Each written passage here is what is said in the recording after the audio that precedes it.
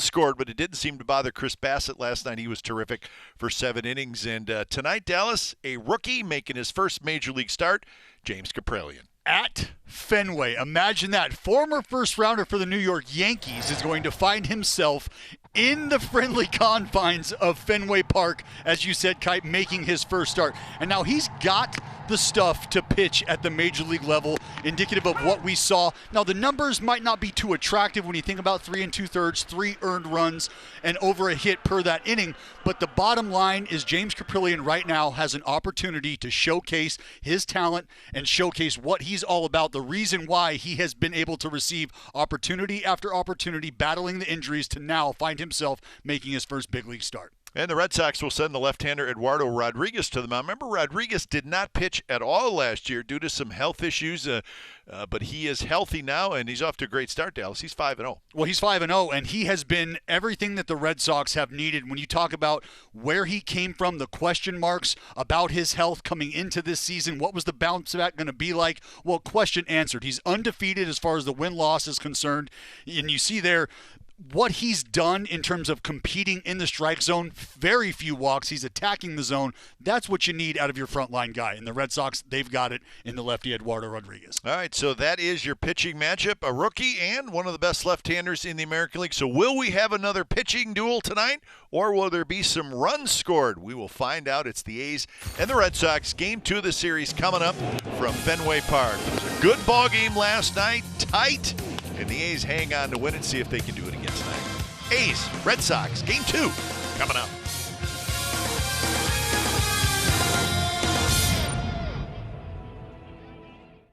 California is brought to you by Toyota.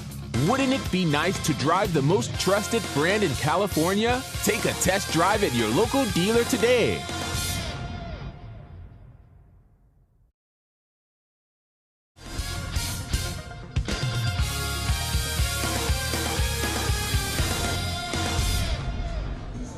Welcome back to A's Baseball. Dallas Braden, Glenn Kuiper. We're all set for Game 2 of the series between the A's and the Red Sox from beautiful Fenway Park.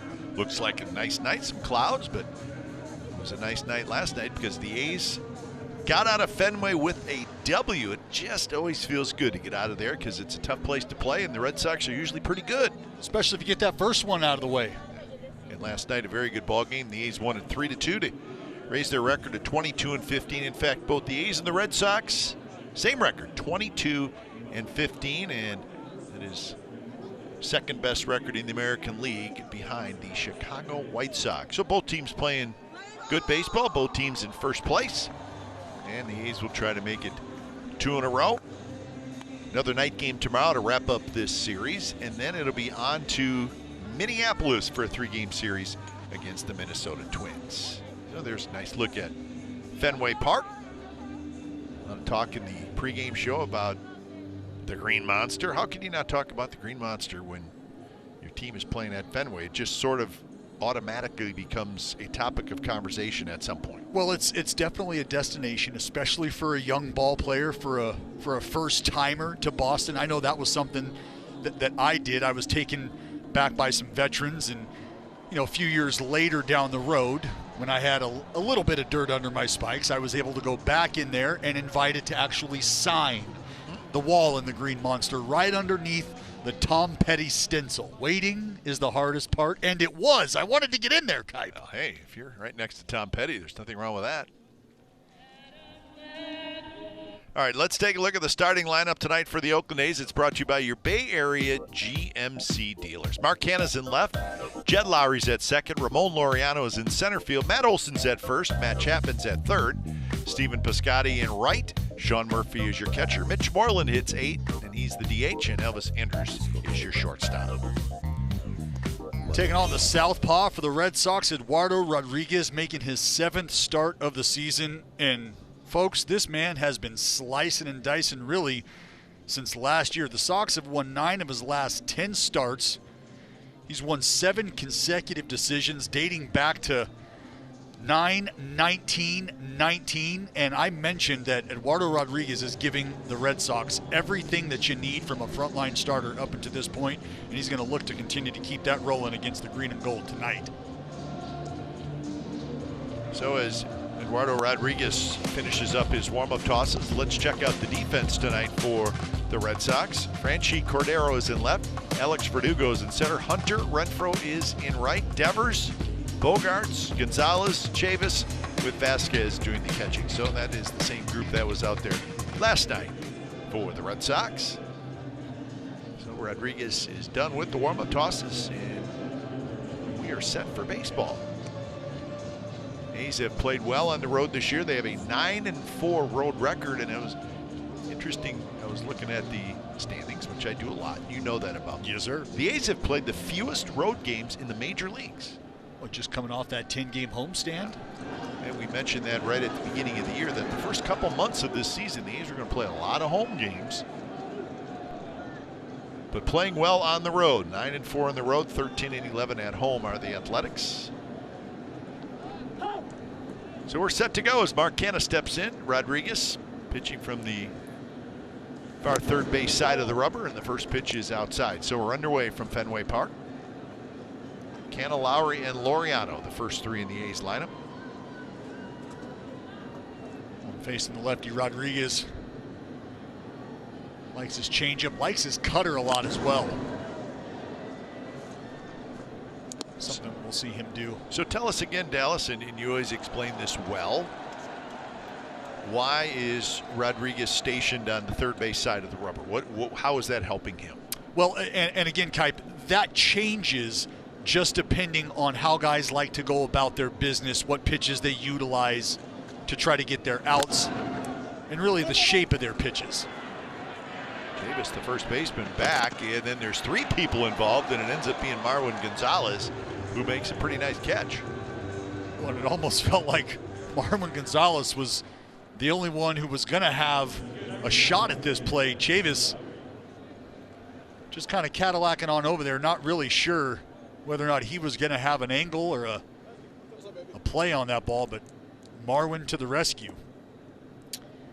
But yeah, it's a matter, I think, of Eduardo Rodriguez on the third base side, knowing that the changeup away to right-handers is a bread and butter for him. He also loves, as I mentioned, the cutter in, and it's about where he's going to get those outs.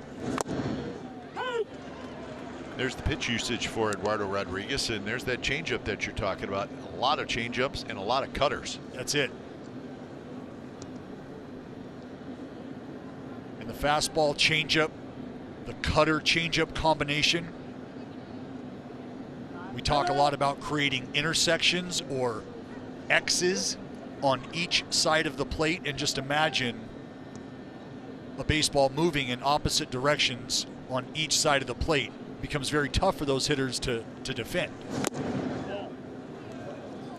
1-1 the count. Umpires tonight, that's Ryan Wills, the home plate umpire. DJ Rayburn's at first. Ron Culpa, the crew chief, is at second. Ryan Blakeney is at third. 1-1 the count to Jed Lowry.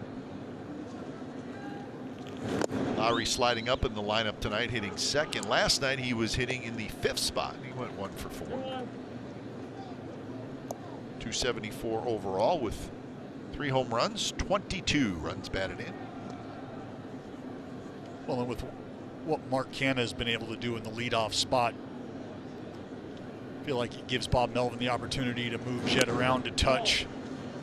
Not as reliant upon maybe Jed at the top of the lineup to be that spark plug, that base runner. He now can kind of settle into a role where, hey, moving those guys that are ahead of you on the bases around a little, driving them in, taking advantage of those doubles. 3-1 pitch is hit high in the air toward right field. That's Hunter Renfroe, who backs up a little bit, and he grabs it for the second out.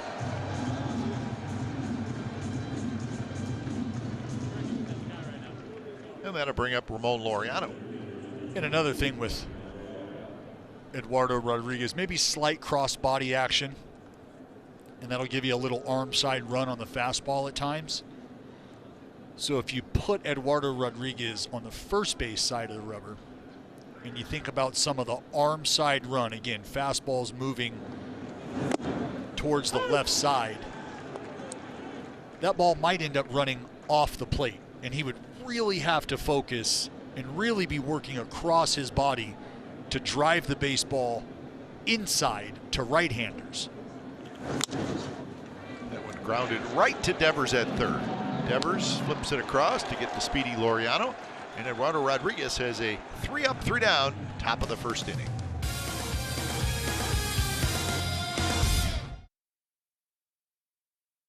So the A's go 3-up, 3-down in the top of the first. Here come the Red Sox in the bottom of the first. Let's take a look at their lineup, brought to you by your Bay Area GMC dealers. And here it is. Marwin Gonzalez at second, Alex Verdugo in center, J.D. Martinez, the DH, Xander Bogaerts at short, Rafael Devers at third, Christian Vasquez is your catcher hitting sixth, Hunter Renfroe hits seventh and plays right field, Franchi Cordero's in left hitting eighth, Michael Chavis is the first baseman.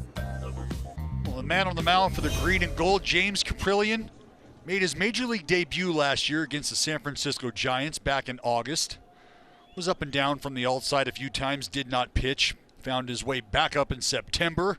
Saw some action against Seattle, but today marks his starting debut at the major league level, first big league start. We talked about him being a draftee of the Yankees originally, and here we are in Fenway Park, first big league start.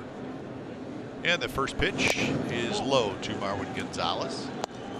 Gonzalez, Verdugo, Martinez for the Red Sox here in the first.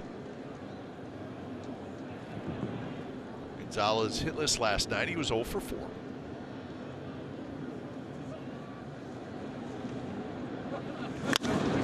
And Gonzalez lines one down the first base line, and it's a nice play by Piscotty to cut it off. Throw to second, but it's going to be a little bit late. So Piscotty hustled over there. And if Piscotty doesn't get to that ball, what it does is it kind of finds that wall and just hooks around, and it's going to roll for a while, and Gonzalez probably would have had a triple. Well, and you just never know whether or not it's going to end up catching the padding of that wall. Is it going to sit down and hit the cement base of that wall and really kick and roll? And so you can understand why Piscotty, very early on in the ball game, going to leave his feet and do everything he can to get to that ball before that circus of a carom starts. So leadoff double for Marwin Gonzalez, and here's Alex Verdugo. Verdugo takes a fastball in the outside corner, first strike. Just to give the folks an idea of what you're looking for here from Caprillion. You've seen the fastball, breaking ball, changeup.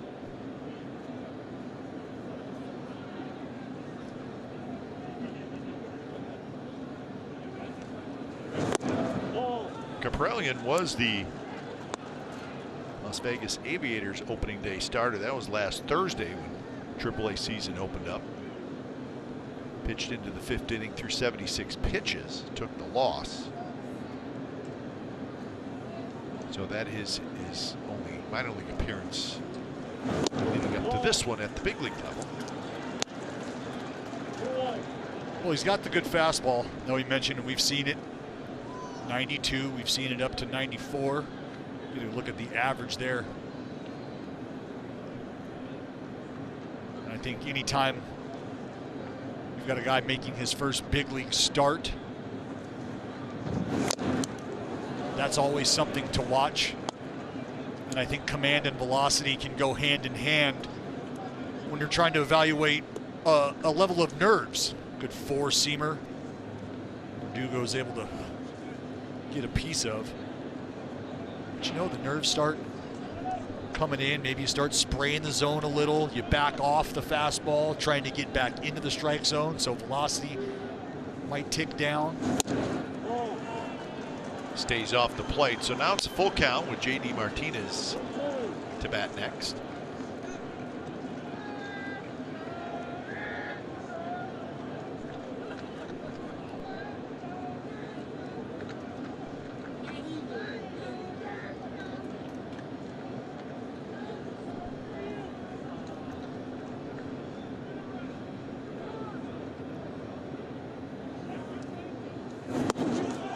Misses down and in. Verdugo with the walk. So 2 on, nobody out for J.D. Martinez. So there'll be a meeting at the mound. A's defense has Canna, Laureano, and Piscotti in the outfield. Chapman, Andrews, Lowry, and Olsen on the infield, with Murphy doing the catching. But nothing wrong with this meeting here from Murph. I think it's great, actually. Like, you're 8 pitches into the ball game, you've given up a double, a deep count, a walk. Let's reel this in. You don't want to wait until you give up that second or third knock, maybe a run scratched across, and that's when you're starting to settle things down. So I love that from Sean Murphy here early on. Let's get back in the zone, get us that ground ball.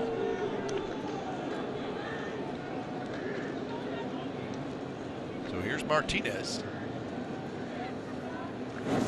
First pitch, swing and a miss.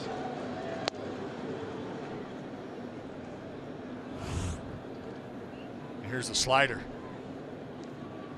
I think JD Martinez looking for a fastball there. A couple guys on. Trying to ambush the young fella. Martinez had a sacrifice fly in the first inning last night. So this one cued just foul. Never know what a ball like that's going to do. A lot of English on it. The thing with Kaprelian, Dallas, is he just has not pitched a lot at the professional level due to injuries. He missed 2 full seasons due to injuries, and he has only made 23 minor league starts. He's been in pro ball since 2015. 28 games total. So there's room for growth there. Oh, well, there's room for growth, and there's room to knock some of the rust off. The A's got him in the big trade with Sonny Gray and the Yankees. But as you said, he was first-round draft pick of the Yankees in 2015. He was the 16th player taken in the draft. So that tells you just how real the tools are. Rolled foul down the third baseline. So it was July 31st of 2017 when the A's acquired Kaprelian for Sonny Gray. Dustin Fowler, Jorge Mateo. For Sonny Gray. Sonny did not pitch well for the Yankees, but he's pitching very well now for the Cincinnati Reds. He pitched today, did he? Sure did. Squared off against one Trevor Cahill of the Pittsburgh Pirates. Your old buddy Trev. That's right. Still pitching. Good for him. Still sanking it. 2 pitch, and Martinez almost went after him. Well, it's a good try. Maybe just a little too high, maybe even a little closer than we thought. You can see why Murph going to ask for help. Now you feel like Kaprelian might be going back to that slider. Got to make it a good one against a guy like Martinez. Fastball at 94, and now it's a full count. On deck is Andrew Bogaerts. I think a lot of times it starts like this. Hey, first big league start, Fenway Park, all that stuff. Sometimes you just want to get through that first inning and then settle in, but you want to get through that first inning without giving up any damage. 3-2 pitch, and that is lined toward right center. It's going to get down for a hit.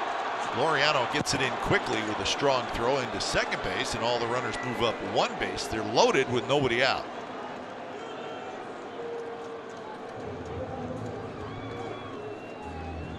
Well, the fastball away, the previous pitch was one they wanted action on. And just knowing how JD Martinez continued to fight that slider off, felt like it was something he was going to be looking for. And if he got it up like he did, he was going to be able to handle it as he did. See Elvis always hunting that out. So this now becomes a very important inning with the bases loaded, nobody out. You got Bogaerts, Devers, and Vasquez coming up. little bit of a spot. 1, 2, 3 right here. First pitch is right on the outside corner. Bogarts at 341 is the average. 7 home runs and 20 RBIs. Fourth best batting average in the American League.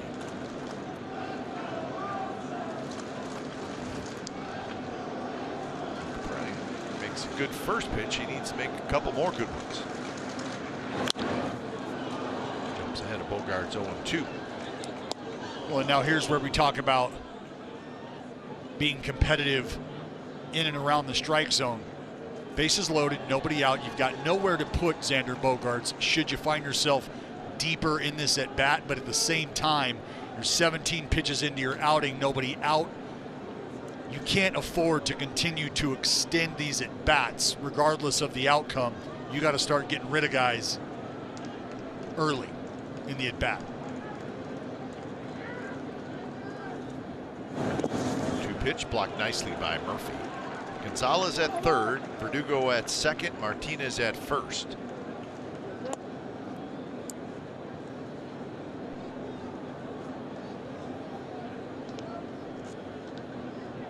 I think what you'd like to see James do is he works through this Bogarts at bat is start to be able to execute in the zone with some of those off-speed pitches.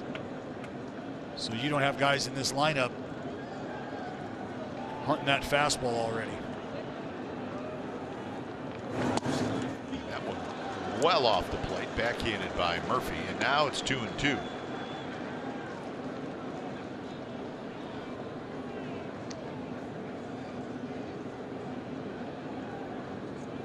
Imagine too, the game speeds up a little bit.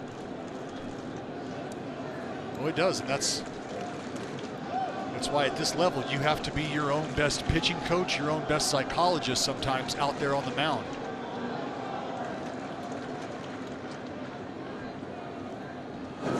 Two pitch swing and a miss. He got him.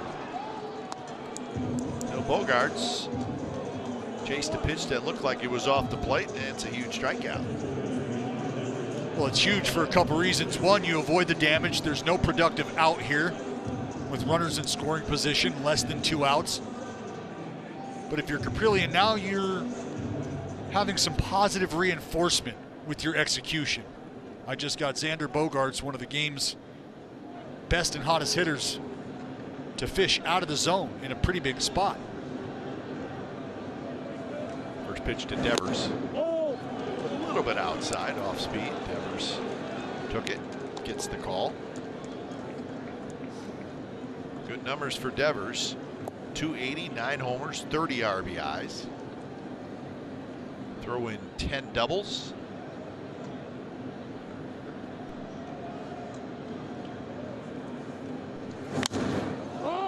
It's a sky-high pop-up on the infield. It'll be Matt Olson who waits, and he's got it, and that's the second huge out.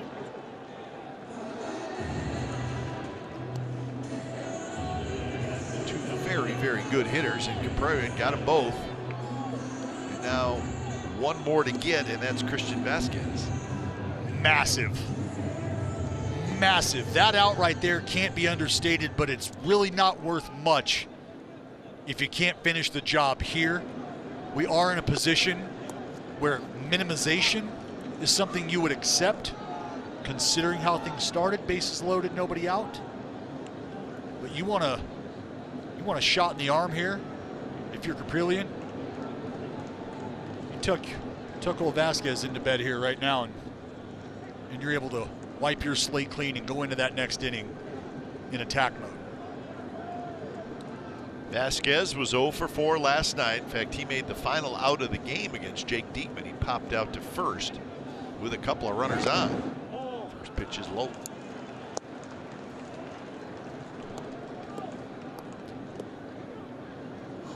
So he's looking for a little redemption. They were threatening.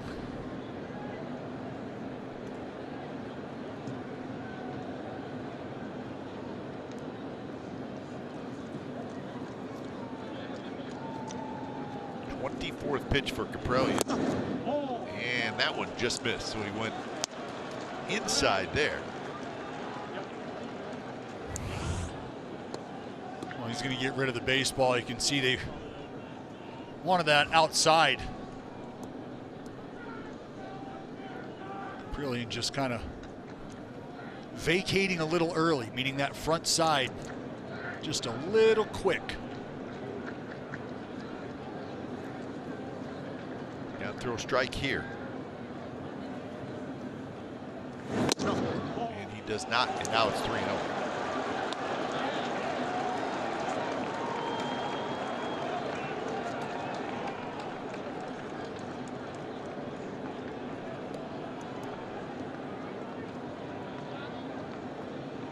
A shift on for Christian Vasquez. Olsen quite a ways away from first base, and Lowry quite a ways to his right, but still on the right side of the infield. 3-0. And that one misses badly. A 4-pitch walk, and that's going to get a run home for the Red Sox as Gonzalez trots in. Cabrera got those 2 big outs, but could not throw a strike to Vasquez. Well, and that's, I think, a good example of just the nerves kind of kicking in. And you've navigated your way through a pretty swampy first inning.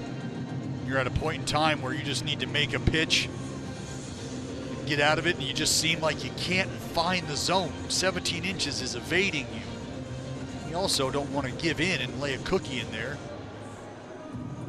and get hurt. So it's about trying to find that happy medium between the nerves and understanding you've got to get in that zone and execute. Here's Hunter Renfroe. Renfroe hitting at 218. He was 0 for 3 last night, and there's a strike. Slider on the outside corner.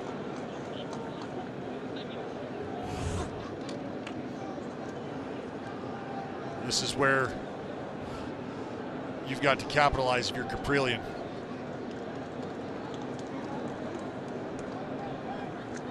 And he gets a chase swing from Renfroe, and now it's 0-2. Hey, why not? Get a guy miss it by 1.5 feet, dial it up again. Maybe he's just not picking it up. You'll get your answer if you make it close. And a backhand pick by Murphy. Looked like Matt Chapman over there. That's incredible. This is not an easy play for Murph back there. This is all he can do.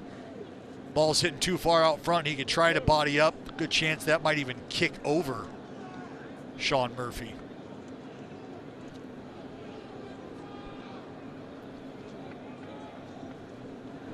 So 1-2 to Renfroe. 30th pitch coming from Cabrera, and here it is. And it's just a little bit outside, 2-2.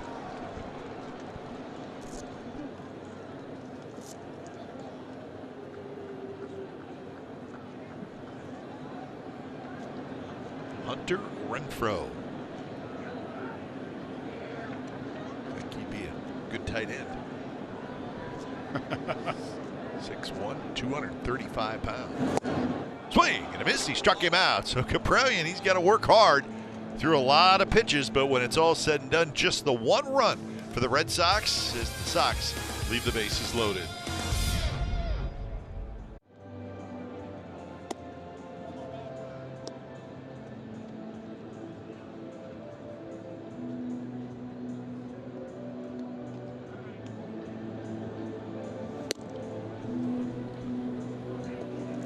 Hey, let's check out the T-Mobile coverage cam. My first look at Fenway Park. It's great to see fans in the stands. Hopefully as the season progresses on, we'll see more fans in the stands. Let's hope so. That's the aim. That's the goal. Because there is nothing like a packed house, big league ball game. Just a different type of energy. First pitch to Matt Olson is a touch inside from Eduardo Rodriguez, who had a 10-pitch, 3-up, 3-down first inning. So kind of the exact opposite of Caprellian, but boy, it could have been a lot worse for the rookie, and that's that first inning. What you hope now is that he got through it, damage was not bad, and he can settle in a little bit and give Bob Melvin 5 innings. Well, and it's about taking the positives out of that inning, and they're there. You know, you got some good swing and miss. You got some good chase action on that slider in non-2-strike counts, so think about the deception created. You did a good job of working out, minimizing the potential damage. Olson hits one high in the air toward right center. Verdugo gets back there and he makes the catch, so that is out number one. What a performance by Chris Bassett last night against a very good lineup at Fenway Park. No problem. Well, he was disgusting. And really, you know, just talking to some guys close to the Red Sox organization, you know, the slider was something that was giving this Red Sox lineup fits. Maybe not something they had seen a ton of. You're used to that big slow curveball, but just a different look tied him up. Chapman drives one to center. Verdugo back. Verdugo near the wall, and it bangs off the center field wall. Verdugo falls down. Renfroe backing it up. The throw comes in toward third, and Chapman is out. That was an unbelievable play by Hunter Renfroe. That's it, by Hunter Renfroe. And we talked yesterday about the responsibilities of the outfielders here in a tricky ballpark, and Renfroe, watching Verdugo go after this ball, understands I've got to back up, I got to give myself space to play this carom. He does so beautifully. And an absolute strike to Devers, who puts the tag on Chappie. And it's almost one of those, how did that just happen? Yeah, that's as good of a throw as, that's as good of a non-Ramon Laureano throw as we've seen in a long time, considering where he was. But I was almost shocked when the ball banged off the wall, and knowing that there's so much room out there in center field and in right center field, I just wasn't expecting to see Renfroe right there, and he was right there. Sure was.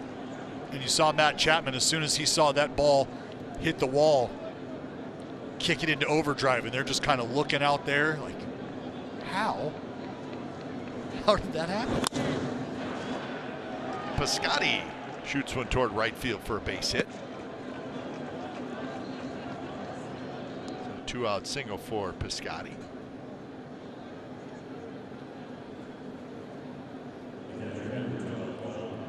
StatCast 3D powered by Google Cloud. Let's finish our conversation about Chris Bassett and the strikeouts last night. He had 10 total with no walks, and there they are.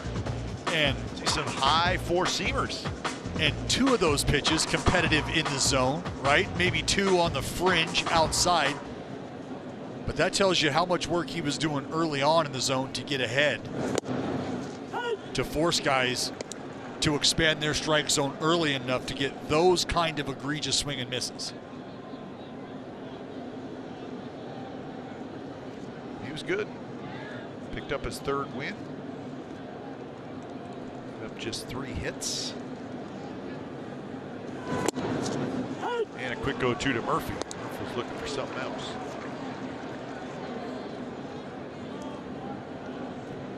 Heater right down Broadway.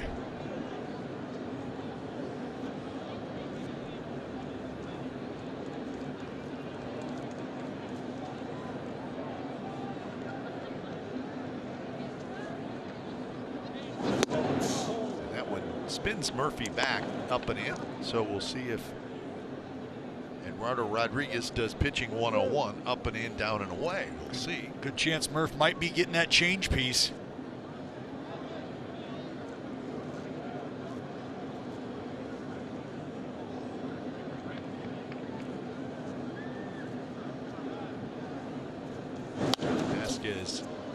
Set up inside, and he got the fastball. That one leaked out over the plate a little bit. The count stays 1-2. Well, just going back to that conversation we were having earlier about where Rodriguez is lined up on the rubber, and that right there is an indication of why you work so hard to drive that pitch to the inside part, because if you don't and you get lazy, that thing can leak back over.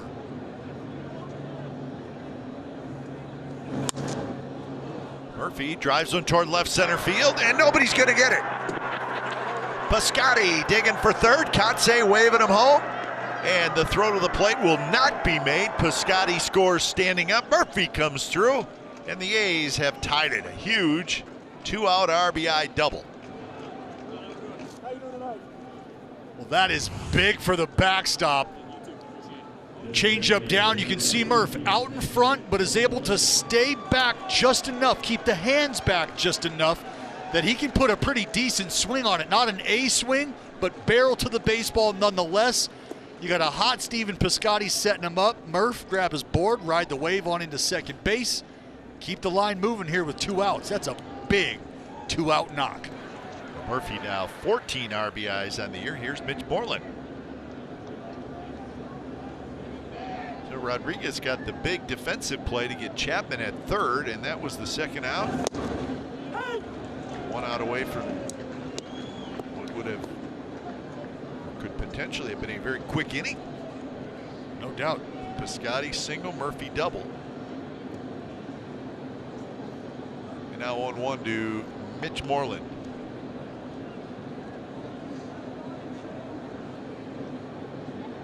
Moreland was 1 for 4 last night. He got a base hit in his last at bat in the 9th inning.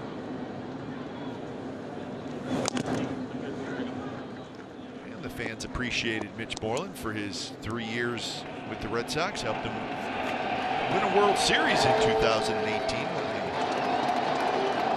108 regular season games. He had a very, very good year for the Red Sox. Well, you'd love to see a great guy like Mitch receive that recognition and the acknowledgement for the work put in here in Boston.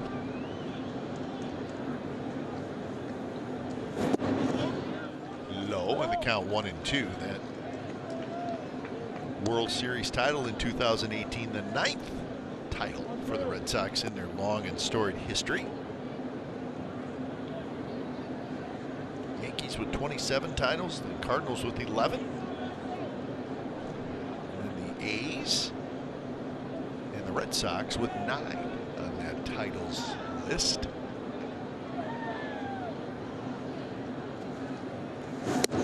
Fastball way high. There's the list. A's, Red Sox 9, Giants with 8. That includes, of course, for the Athletics, Philadelphia and Kansas City and Oakland. For the Giants, New York, San Francisco. Yankees, they haven't moved. Cardinals haven't moved.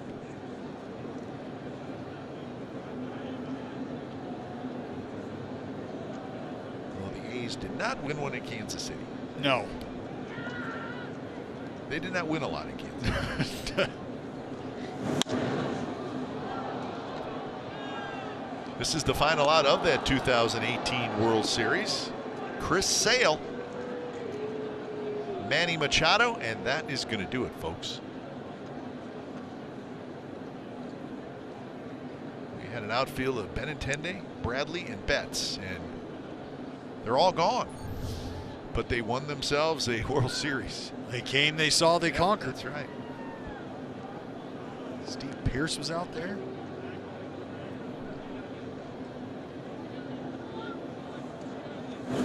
Pitch, roll foul. The Red Sox have 4 World Series titles in the last 17 years. And, of course, that stretch started with the 2004 World Series where they ended that long, long drought. Incredible So comeback story. Yeah. So there's that run of 4 titles in 17 years. Not too shabby. A lot of good success, strong runs.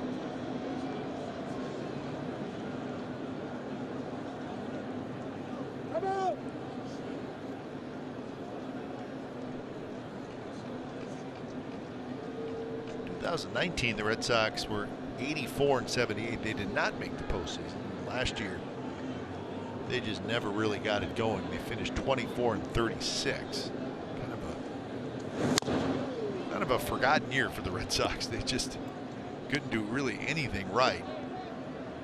But they're doing a lot of things right this year. Yeah, they were trying to piece it together last year. You think, missing some guys. Fell on the mound right now. And really, he was kind of a question mark just how he was going to be able to bounce back from battling COVID. And thank goodness he is on the mend and back to his old self. And they're going to have a conversation here. Mitch Moreland, 0 for 3 lifetime against the lefty, but putting together a pretty good battle here.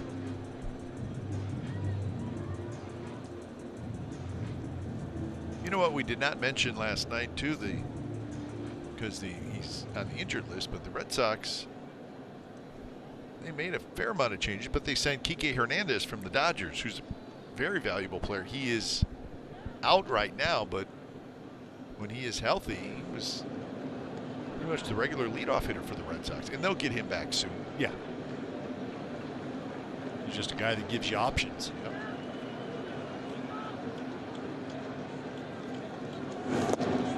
Moreland swing and a miss. He struck him out. So the A's going to run on 3 hits. Murphy with a 2-out RBI double. Bottom of the second coming up. It's a 1-1 game.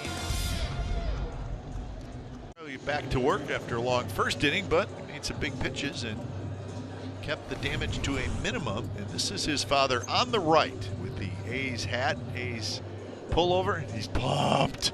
That was right after his son struck out Hunter Renfroe to get out of the inning. That's Doug Caprellian, and he's psyched. Oh, he is. Is that awesome? He is hanging on every pitch, as it should be.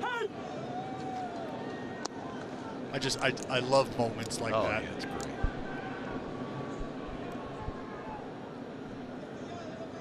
Frenchie Cordero leading things off, the left fielder. But I do think this is an important inning for Caprellian. I mean, this is an inning where you need to settle in and hopefully have a quick inning. You don't want to get yourself in trouble right away again. Well, and we talk about pitchers, ball players in general, having a quick memory and having a short memory, and those being two different things. The quick memory, get rid of that first inning. Don't forget it, get rid of it right now and build off of the positives that you can take from that inning. And that's what Caprellian has to do right now. Fastball is high. 2-2 the count. And again, just because you get out there, and we hear a lot of guys talk about those, first inning nerves and getting that first inning out of the way. And that one hit just foul down the first base line. Ball dude, not happy. Well, I mean, I probably could have ran after it. He tried to elevate. Tough carom, Kipe.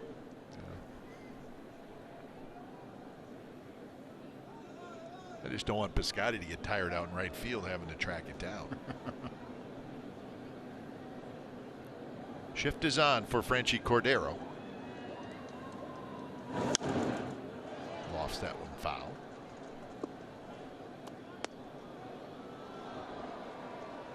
Not Frenchie, Franchi. Frenchie Cordero. Frenchie Cordero. I want to make sure that we know that. And this one is popped toward left. Canna, I don't know if he didn't see it at first, but he did track it down and makes the catch. We mentioned a little cloudy, still blue, a little overcast. See those lights. Ball get up in those lights and kind of hover there. It can be tough. You got to wait for that ball to come back out so you can pick it up. Well, we're told it's 65 degrees at Fenway tonight. Well, I think Markkanis just knowing that it will cool off quickly as the game goes on. right. No reason to try to be a hero now in the early part of the ball game. Let's just get the ninja mask on and ride. If you get cold, then you're done. You're shot. Well, It's like when you go to a cold football game, you stay as warm as long. But once the feet get cold, you're done. Done. You might as well just. To the house. Yep. So Markkanis says, I'm not going to allow that to happen. I'm going with ski mask right from the start because I know it's going to cool off. So Chavez swings and misses. Good slider. So that's 3 strikeouts for Caprera. And that one right there is one to build off, right? Good morning, good afternoon, good night. 3 pitches. See you later.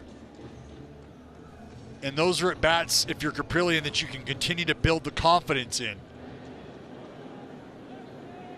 See the cheering squad, they're loving it. They know what their boy's capable of.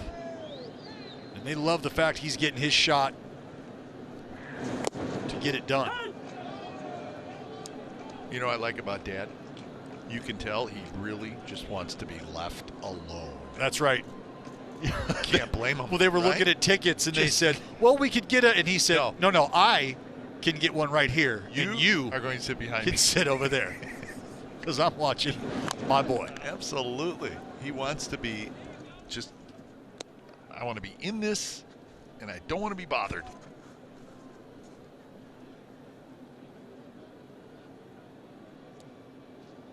Well, there is no question. He's, as I said, going through every pitch selection, every delivery, every foul ball. Oh, 2 pitch. And that's a good pitch, and that's a good take. Little teaser. Looked like he took a little off on that one. Well, it's good in the fact, Kipe, that it's presentable.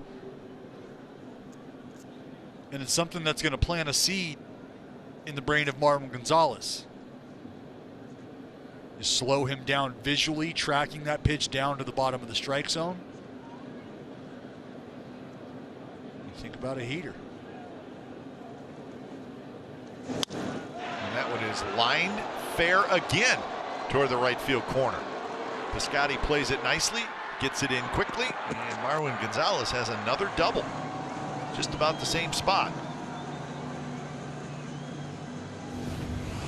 Well, and it was the fastball, but check out the location. You can see Murph reaching back over the middle of the zone. And if they're able to ram that in there, they might have their out. But Marwin Gonzalez, 2 for 2, 2 doubles. You said it, Kipe, virtually in the same exact location. So here's Verdugo, who walked in the first inning.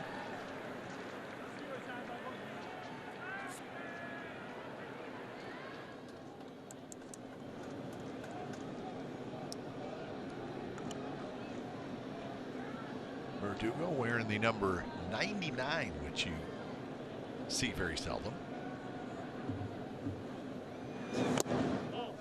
Although I think Manny Ramirez wore 99 when he went to the Dodgers. Remember? That's right. Manny would. Manny would. Oh. It was great for like 2 months, and then I think Manny got in trouble, didn't he? Well, they sold a ton of T-shirts. They sold a ton of dreadlock wigs. Yeah. Manny was a hero there. And then he got suspended. Oh well.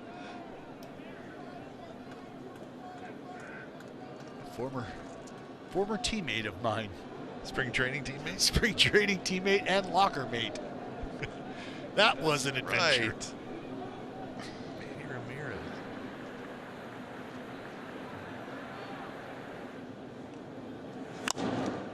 High pop fly toward Canna and left, where Manny Ramirez used to roam. Canna grabs it. Mr. Caprillion psyched. His kid's doing a good job. 1-1 after 2.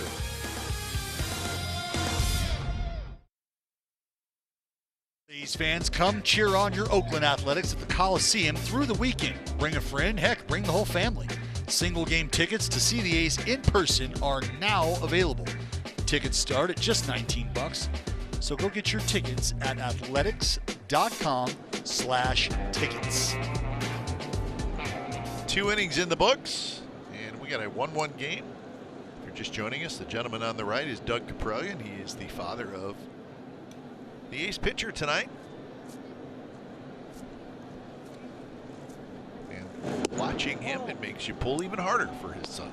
Well, and it's almost, and maybe this is something we kick around, but you'd like to get a little two-box action, right? When the child's up there doing work, you can tune in and live pitch by pitch with the parent. 1-1 the count to Elvis Andrus, leading things off here in the third.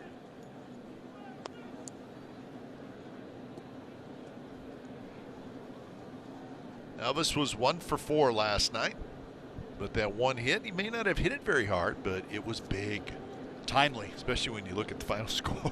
Very timely.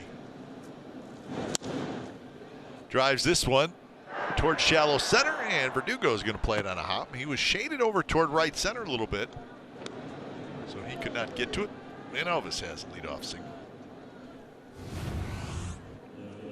Well, maybe that big hit is the start of something even bigger for Elvis Andrus. Finds himself at the bottom of the lineup. Maybe not a ton of pressure down there. You think about just trying to turn the lineup over by putting together a quality at bat. So that is 4 hits now for the A's. Move to the top of the order. This is the Elvis Andrus RBI single, and it came in the 7th inning last night. You got Ottavino coming in there throwing 3-foot frisbees. You're just hoping to try to get something out there over the head of the infield.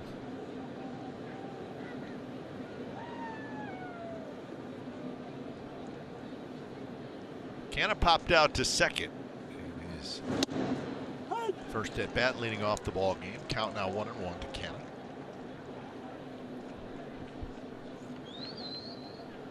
Canna tied for second in the American League in runs scored, 28. Tied for 8th in walks. He's got 20 walks.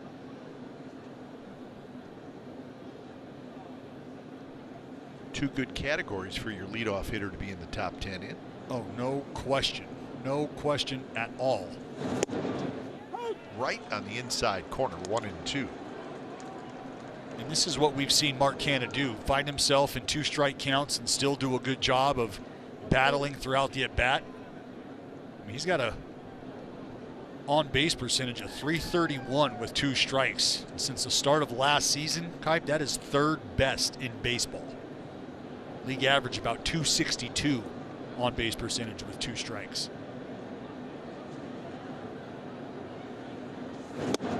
Well, I have not seen a hitter,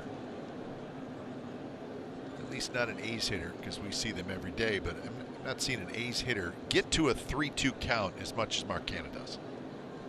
Right? It seems like almost every at bat. Well, he is working, and I mean the man sees a ton of pitches. Count is 2-2 here. And this one is driven toward Verdugo in center. He goes back, still going back, and he makes the catch on the run. Verdugo got back quickly. Well, he was going to have to. Ball just a little lower down the label.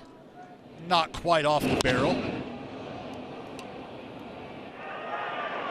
And it looked like Verdugo, when we showed him right after the catch, he was talking to maybe Renfroe. It looked like he was saying, I didn't see it right away.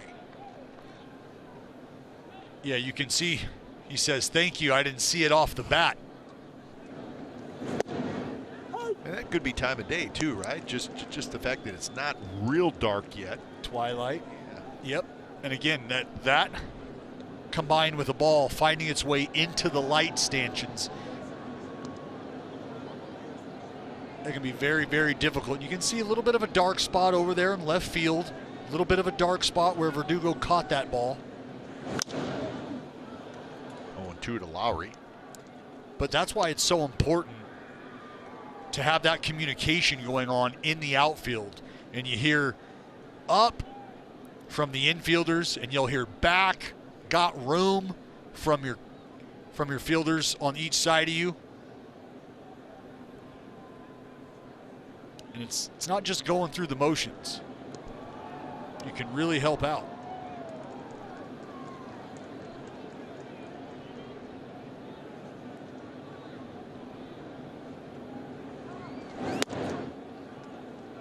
So 1-2 now to Lowry. You know, because believe it or not, I mean, these guys are so good. They don't pick that ball up off the bat, but they know what direction they need to head in, so they hear back. And Verdugo very well may not have picked that ball up until he started running back, but he knows where to look.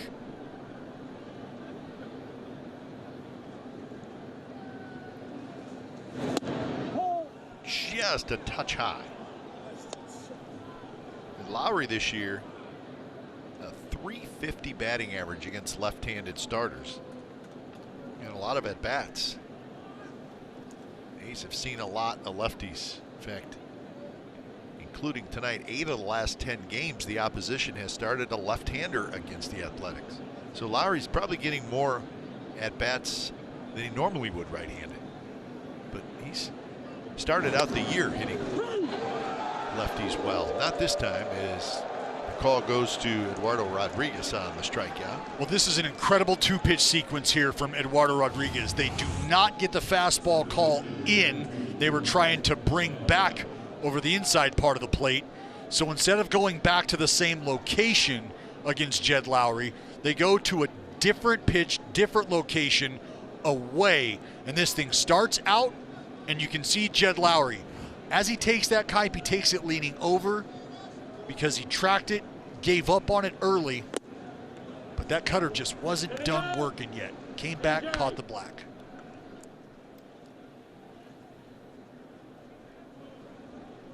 So 2 away, Ramon Laureano steps up. He grounded out to third, his first at bat.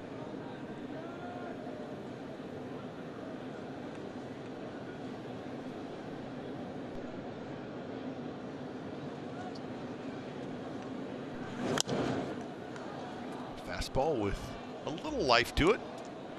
92 miles an hour.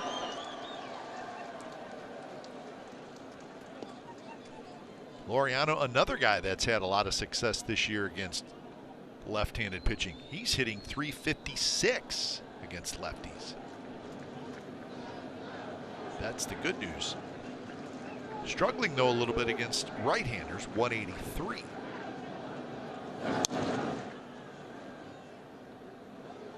So you have Lowry and Laureano both doing a lot of damage against the lefties.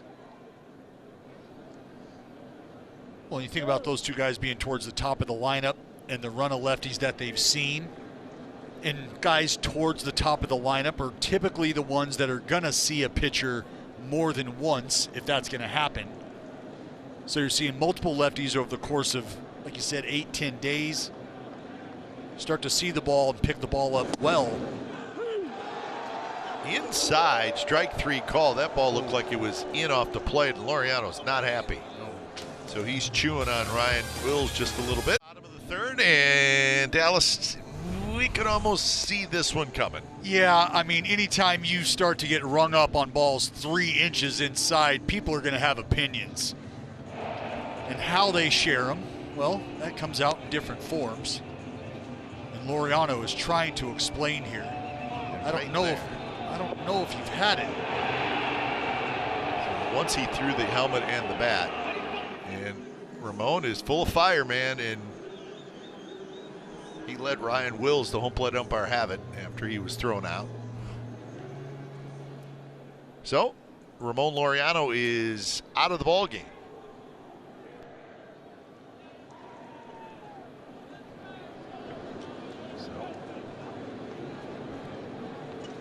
Lose their starting center fielder. Martinez hits one fairly deep to right field, but Piscotty's back there and he makes the catch. So J.D. Martinez on one pitch is retired.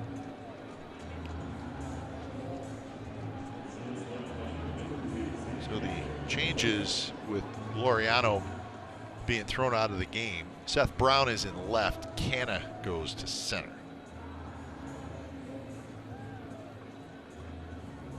Brown in left. Canna to center. Laureano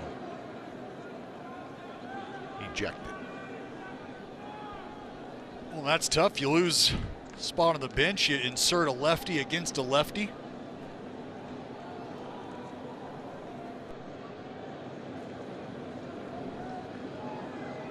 Here's Bogaerts. Takes a fastball inside. So Brown gets to wrestle with the Green Monster. Canna to center.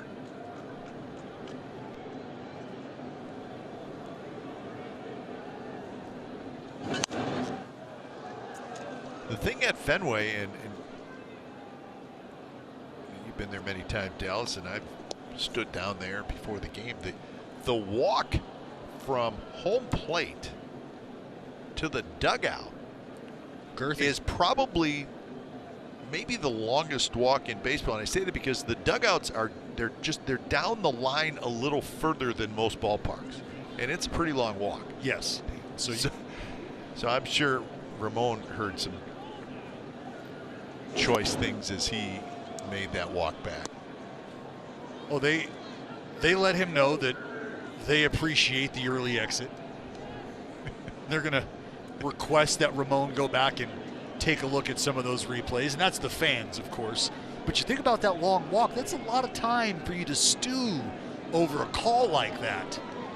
And sometimes, if you're a little closer to that dugout, maybe you got to kind of help yourself out. Enders throws in time to get Bogaerts. Nice play, and that's the second out.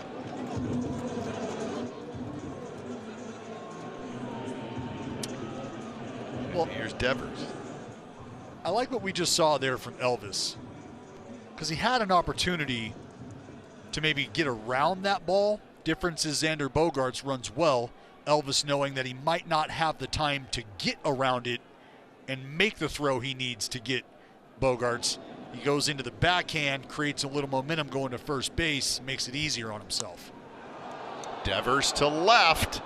Brown near the out-of-town scoreboard in front of the Green Monster, and he makes the catch. So Kaprielian with a 3-up, 3-down inning, and it's a 1-1 game after 3. ABC Sports California is brought to you by Kelly Moore Paints, the Painter's Paint Store. Well, I see Pedro on the far right, David Ortiz, Manny. Who's that down in the bottom left? Derek Lowe, maybe? Oh, Derek Veritek Lowe. up in the left top corner. You see who's over Poppy's shoulders, though? Babe. George Herman Ruth. Gutsy move. Gutsy move to put him on that Muriel. I would have not traded him in 1920. Yeah, no, but you know, Kuip, sometimes that very well may be Pap. Yeah, you're right. I think it's Papelbon. Yeah, good. Down there in the bottom left. But yeah, I mean, George Herman Ruth. Interesting, though, a little bit in the background. Like maybe they're trying to, they feel like they should have him on there, but let's not make him well, you can't front and center because the Splinter's ahead of him. And you can't really tell the story of the Boston Red Sox franchise without, unfortunately, telling the story of the generational talent that they did sell off. I'm not talking about Mookie Betts. I'm talking about Babe Ruth. You mean when they traded Babe after the 1920 season and he was only 24 years old, and then he had just hit 29 home runs and they traded him? Yeah, I think like he hit more home runs than some teams collectively, and that wasn't enough to keep him around. And then they traded him to the Yankees, of course. They did, and he became an all-time great that we would later start to compare guys like Shohei Ohtani to the great George Herman Ruth. I would not have made the trade. You know, no, and hindsight is 20/20, but Is that the weakest thing I've ever said? How's that limb out there? You know, Red Sox fans, I personally wouldn't have made the deal, but that may be my new line when I go to Boston. Oh. I wouldn't have made that deal. So Olsen strikes out. That's 3 consecutive strikeouts for Eduardo Rodriguez. Well, and how about the left-on-left change from Eddie here? You like that, don't you? I love it, and I say it all the time. Lefties, that down and in area, right, the nitro zone, coming from right-handed hitters, Kipe, you don't see lefties attacked with frequency in that spot by lefties. So they're not necessarily geared up to get an A swing off on pitches in that location against a left-handed hitter. Because you think about the sliders that right-handers try to back foot to a lefty. And they say you better get it down, because down and in, that sweet spot, that honey hole for the lefty power hitter. Well, left-on-left changeup can be a great equalizer.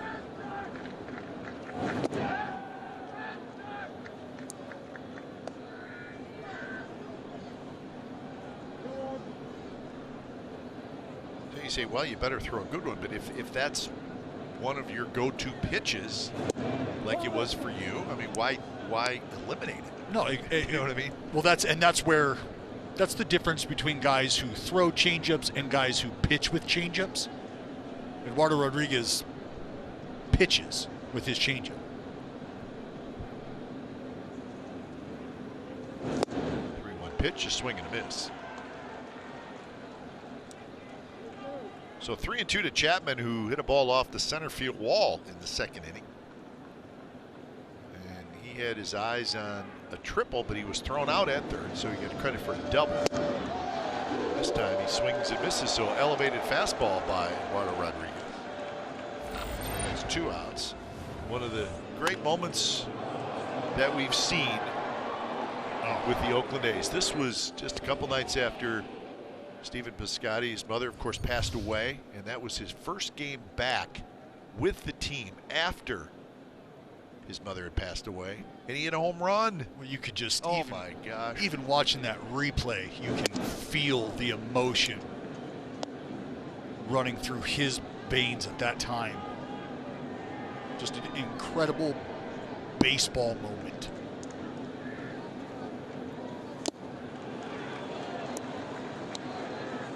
I'm sure one that he'll hold close to his heart for his entire lifetime. Yeah, I mean, that says it all. Hit it off Eduardo Rodriguez. He's had some success against the lefty. Coming into tonight, 5 for 8, 2 homers, and after that single, 6 for 9. So a good matchup for Piscotty, even though Rodriguez is pretty good.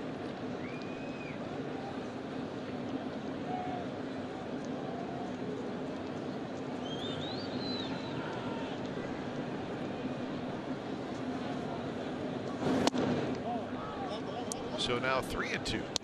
Next year, 2019, Piscotty again homered off Rodriguez. This was at the Coliseum. Oh, and he knew it off the bat. Just a little bat toss. 2 pitch, good swing by Piscotty, fouled it back.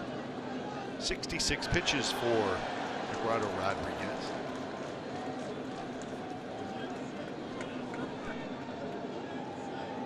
Rodriguez has not got to 100 pitches in any of his first 6 starts. I think 98 might be the max. Got through 7 innings.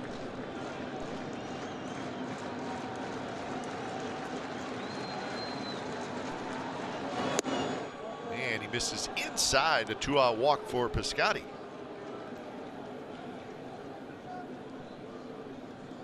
Well, that's a grindy at bat right there for Piscotty. One of your Eduardo Rodriguez, you just hate to get away from you. You're able to get 2 quick outs early via the punch out. kind of feeling it.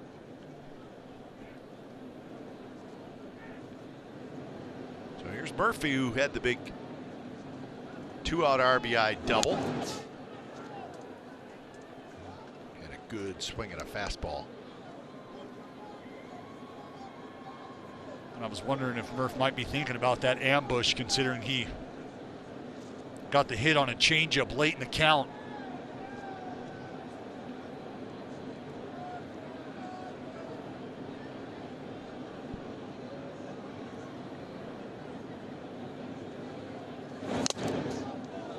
Another fastball got Christian Vasquez a little bit, so he'll get a little time to shake it off. Shake it off he did. Kind of hear the field mic pick up. Vasquez just literally shaking it off. Clearing out the cobwebs. And I know that might not seem like much, but think about getting punched in the face with a baseball at about 85, 90, north of 90 at times.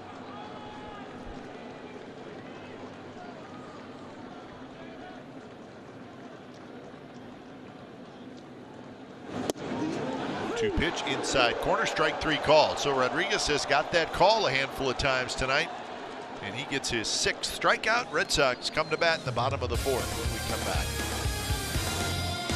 from AAA. Also, Hermes Garcia reinstated from the injured list. So 2 added, 2 subtracted. Austin Allen goes down, and so does Jordan Weems. So that's the roster decisions made by the Athletics today. So Garcia is back. So that's good that he's healthy. Yeah, back, healthy, ready to contribute again.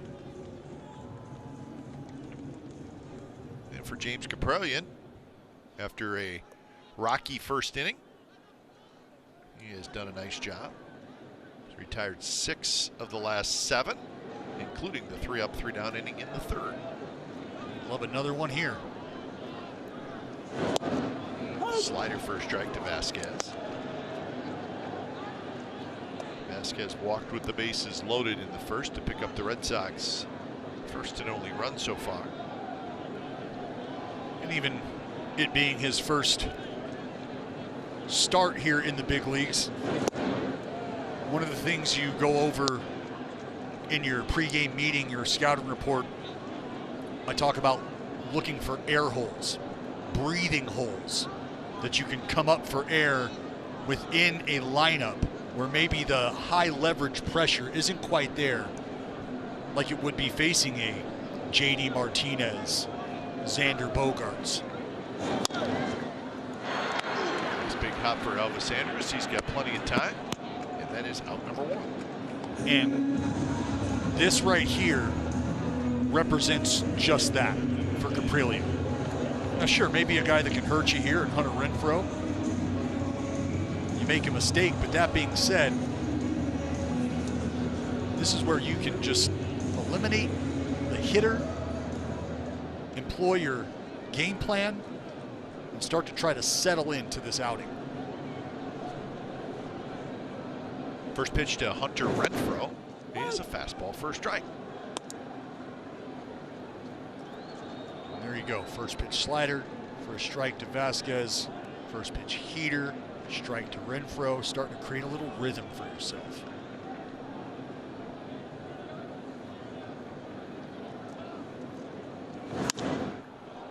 Renfroe hits it very high toward the right field line. Pesky pole, and it's off the glove of Piscotty. And Renfroe's going to have a double. Just a high fly ball down that right field line. Piscotty got a glove on it. Could not hold on to it. Well, ball slicing away from Stephen Piscotty towards the line. And that tricky area right there. You can see the wall jets out. Piscotty anticipating the contact. You're trying to track the ball and get a feel for the wall all at the same time without taking your eye off the baseball. That's hard to do. It's not easy. not easy by any stretch. We've already seen some of the outfielders having a little trouble picking up the ball.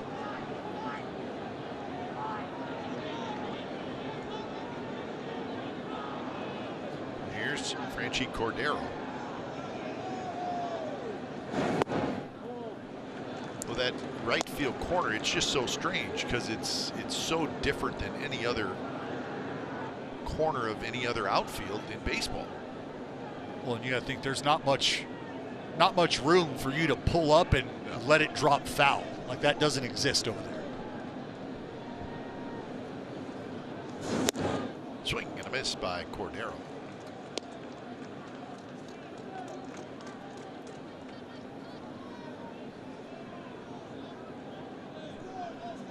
Cordero hit a fly ball to left field in the second inning.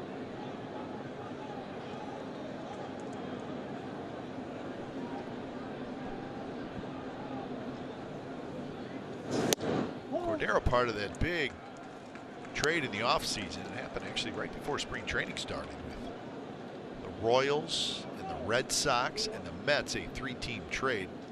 The biggest name moving was Andrew Benintendi, who went from the Red Sox to the Kansas City Royals. There's a handful of players moved. Cordero went from the Royals to the Red Sox.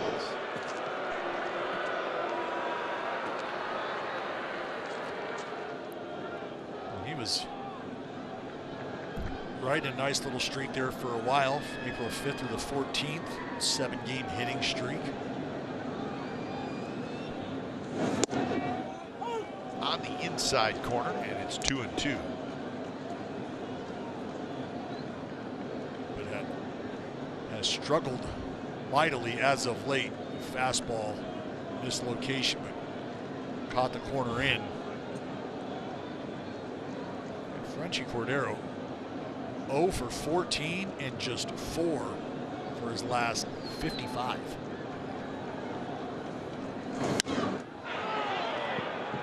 Those guys, he's got a lot of talent, but he just has not been able to put it together at the big league level.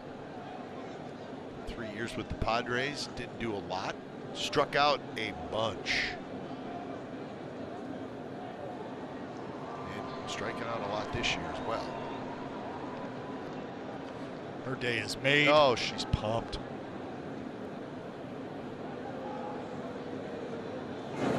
2-2 pitch, and that's a swing and a miss.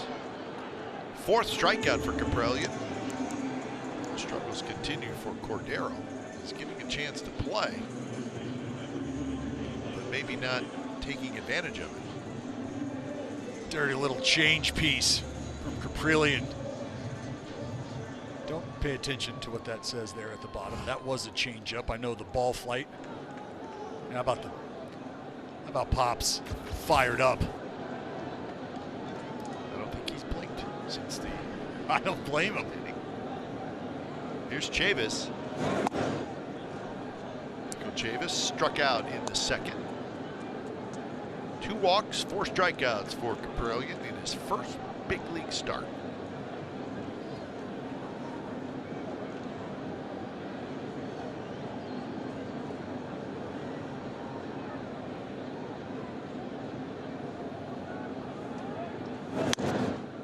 Right off the end of the bat, he seems to have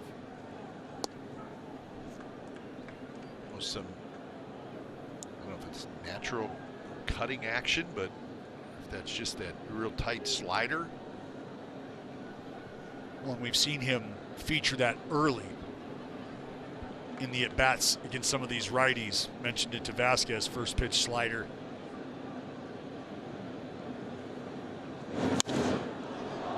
Hits a high fly ball toward right center. Canna coming in, and Canna's got it. So Hunter Renfroe, the double, he is stranded. We're on to the 5th. A's 1, Red Sox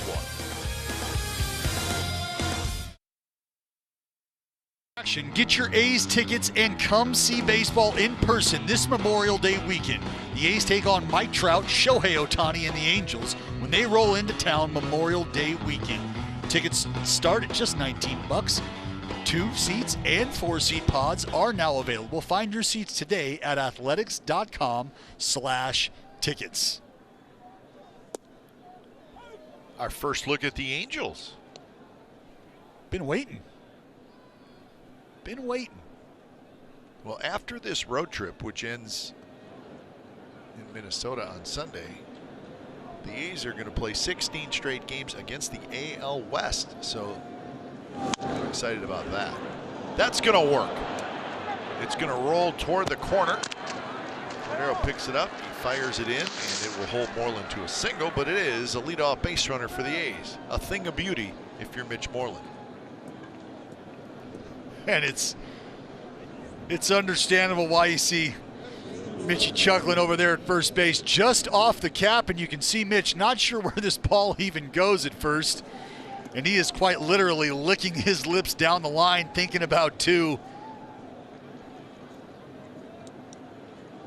But just maybe hit too hard, if you can believe that, to carry him off the wall and give Cordero the ability to get to it. So here's Elvis Andrus, who takes a strike. So that is the 5th hit for the A's. There's the spreadsheet for Mitch Moreland. Mostly pulls it. Goes the other way a little bit. He was not trying to go the other way there, but it worked. No, hey, keep your bat in the zone a long time and good things can happen. That one is driven left center field. Anybody going to get it? No. Bangs off the base of the wall. Moreland's going to go to third. Stop there. Elvis Andrus eases into second with a double. And now the A's have second and third. Nobody out in the top of the 5th. And for Elvis Andrus, as I mentioned earlier, you dunk one in front of the outfielders. Maybe that's all you need to get yourself going. Simplify your approach a little. Just get back to some of the basics. Things that have made Elvis so good over the course of his career. And again, Kite turning the lineup over at the bottom. A couple base runners on, nobody out. Now you get the top of that green and gold. Ready to do some work. So here is Canna.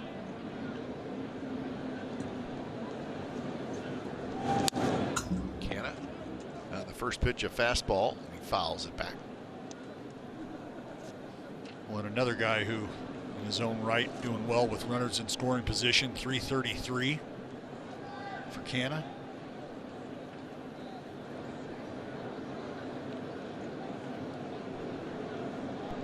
As a team, 261. They were 3 for 8 last night. So 261 with runners in scoring position. That's a pretty good number. You'll take that. Yeah.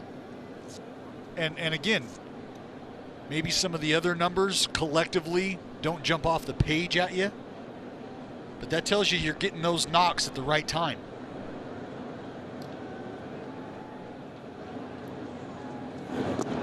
Yeah, also I think is important just from a statistical standpoint, and we don't spend a lot of time on runners in scoring position, but the A's hitting 261.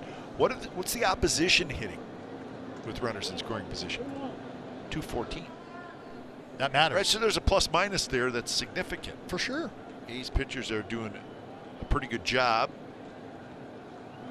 when the other team gets runners in scoring position, and offensively the A's, that's a pretty good number. Well, and 261. Pretty good changeup there from Rodriguez. Down and away. It's a two-seam changeup from Rodriguez, so you get maybe a little more run than you would see on just a four-seam changeup.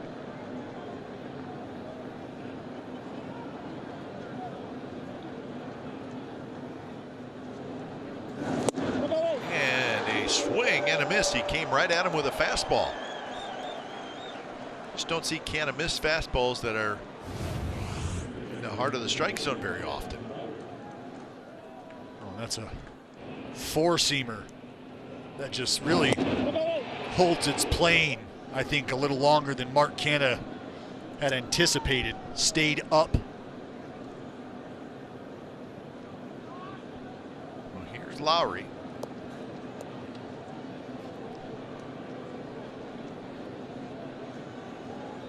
So this would be a good guy to have up. Oh, yeah. talking about hitting with runners in scoring position. He's at 500 this year. Taps this one toward Bogaerts.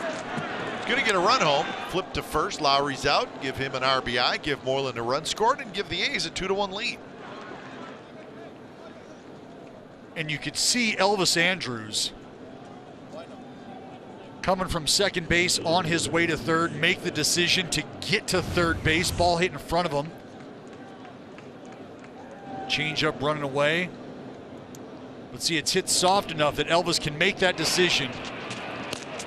And Bogaerts, instead of being able to come and get that baseball, has to sit back on it.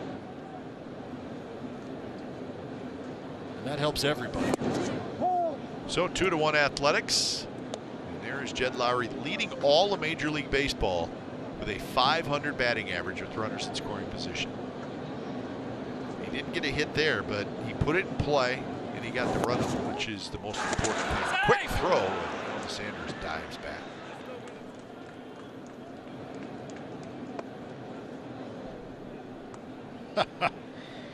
See Elvis giving him the finger wag. Said, no, Vasky.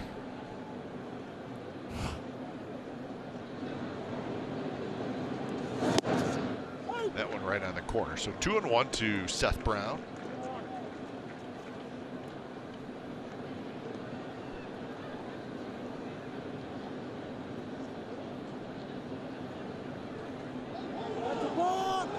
And they just called a balk, and the A's are going to get another run.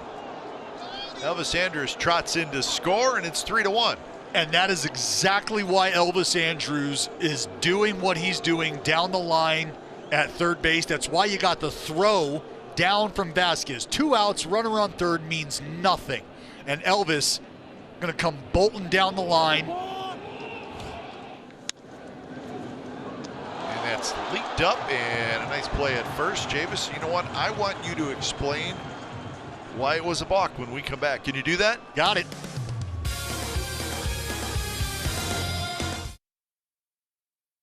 Draws the balk, comes in to score. It's 3-1 to explain exactly what Rodriguez did wrong. Well, you saw that first move with his right foot initially. That is him starting his motion towards home plate. Once that happens, you cannot disengage from the rubber with a runner on base. That is where the balk comes into play. So he should have just stepped off and not, see, he starts his windup there. If he doesn't start his windup and steps off with his back leg, then he's okay. Correct. That second move you saw with his left foot engaged on the rubber, when he stepped off after already starting his motion. Gotcha. That's what needs to happen the very first time. Disengage from the rubber, and then you can make your move. But once you've started the delivery towards home, there is no stopping. We don't get to call timeout. Gotcha. It's go time. So that, for an umpire, that's a very easy call. Very simple. Yeah. Elementary. So 2-1 the count. So if you're going to throw to a bag, if you're going to throw to first base as a pitcher, try a pickoff or second base, you have to disengage the rubber. Correct. Step off, make your throw. Yeah.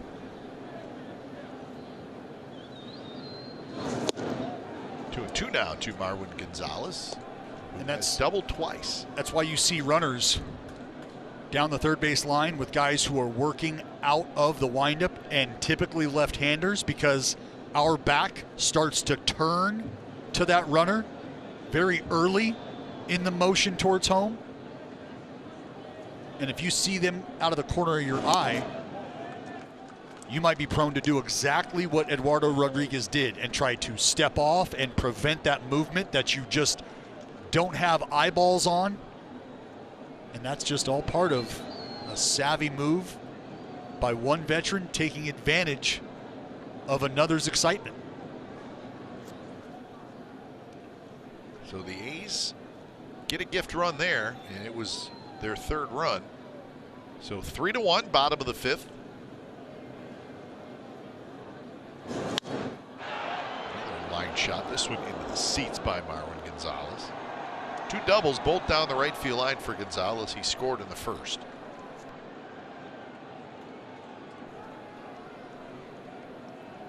Well, he's tugged a couple fastballs down the line there.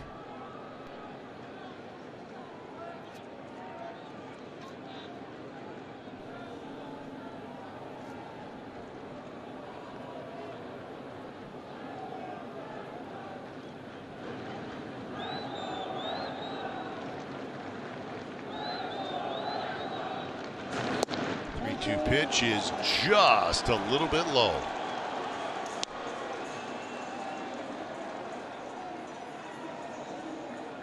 So that's the third walk for Caprellian. This is how close it was. Scott Emerson, pitching coach, not happy about it. Trying to bring this slider over the back door. Good pitch, just down. Yeah, frustrating because pitcher makes a good pitch and you just don't get the call. So now Verdugo will hit. He has walked and hit a fly ball to left field.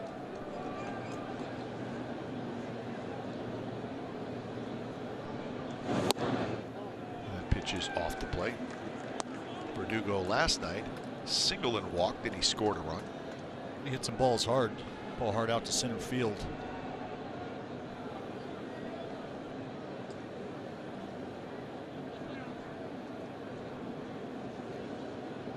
See Verdugo choked up. Swing and a miss as he tried to launch that one, did Verdugo. Trying to tie the ball game.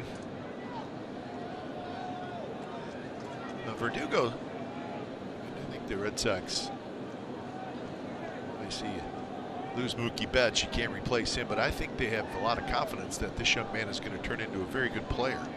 He's only 24 years old. So really a youngster. Well, and at 24 years old, one of the things you like to see about guys at this level, at that age, with this kind of talent, is a pure love and passion for the game of baseball. And there's videos of this guy hanging out half hour, hour after the ball game, talking to fans about two-strike hitting approaches. Well, that walk by Caprellian snaps a string of 2 batters walked or fewer in each of the last 26 games. That's an Oakland A's record. And that is now stopped with the 3rd walk, and now it's 3-1. So got to be careful here.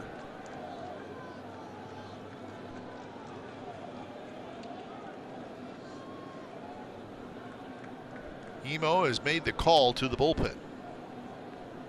So we'll see who gets up out there. You're getting to the meat and potatoes 3rd time through. Caprellian grabs it. He fires, he threw it into center field. Marwin Gonzalez goes right around second and heads to third, and that hurt. Well, just rushed it a little bit. And it's a bit of a short arm, it's a bit of a rush, and he's also throwing uphill on the mound. Take a look. Gets the pitch back to him. But it looks like he just gets caught in between his feet.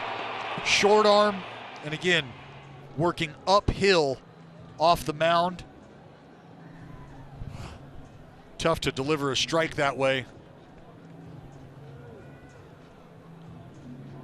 So 1st and 3rd and nobody out, and now a message by Pacifico.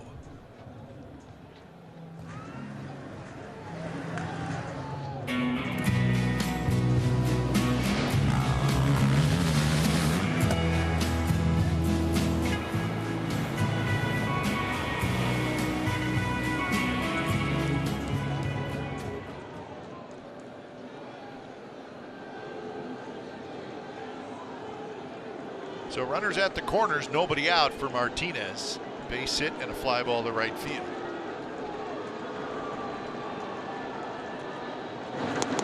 Yeah, I don't know that people understand how strange that is and how much it can affect a guy. The throwing uphill. And that's what a pitcher usually has to do if he fields a ball and is throwing it to second base. But you've just thrown 80 pitches on a downhill swing. Correct. And throwing the ball as a fielder and pitching the ball are two completely different arm swings, and you'll take that.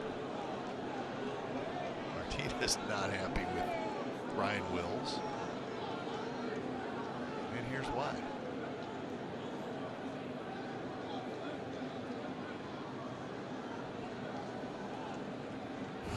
Looks good. That's a good pitch. Right in the corner. And now it's 1-2. That was a pretty good pitch. Well, that's what makes calls like that one before it very tough. Is you get dotted up here, and that's a strike. Pitch previous about 3 inches farther out, and now you're thinking, if you're JD Martinez, I got to cover 20-inch strike zone. Taps this one. Caprellian grabs it, and he underhands to home, and now they're going to have Gonzalez in a rundown. Chapman tags Gonzalez, missed him, but he gets him the second time. And the runners stay at first and second. So Caprellian decided that the safest route would be to underhand it to the catcher, and he got a big out. Well, and I would agree. When you think about the throw we saw to Elvis just moments ago, instead of going to that short arm side sling, he goes the better route. Let me just underhand it, get it out of my hand, and get out of the way. And Marwin Gonzalez trying to do his best to let everybody else move up.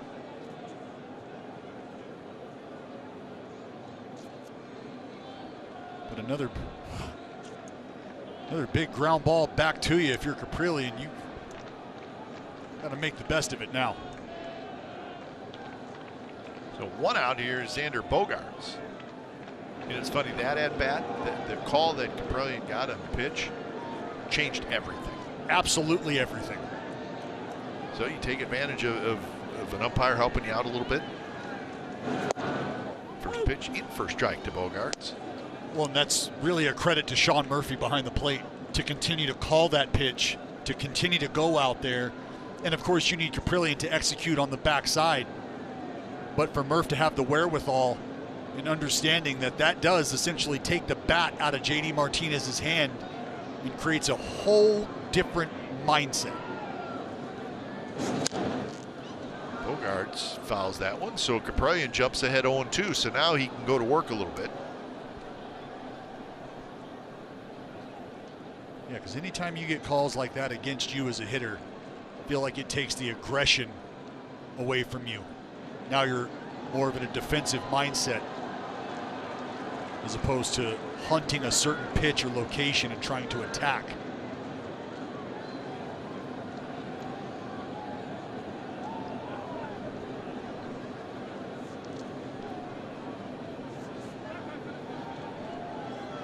Bogaerts has struck out and he has grounded out. He's 0 for 5 in the series with a walk.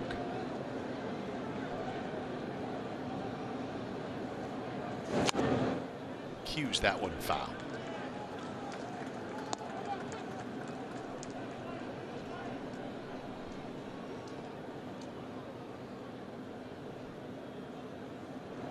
Doesn't get any easier with Devers waiting in the on-deck circle. If you're Caprellian, you're one pitch away right here, right now. 0-2 pitch count at 86. Let's go get those outs.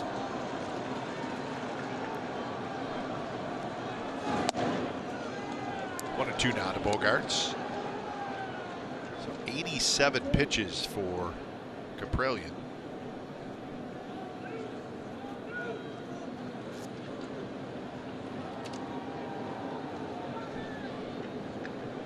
There's his father, Doug, and he is into it. How could you not be?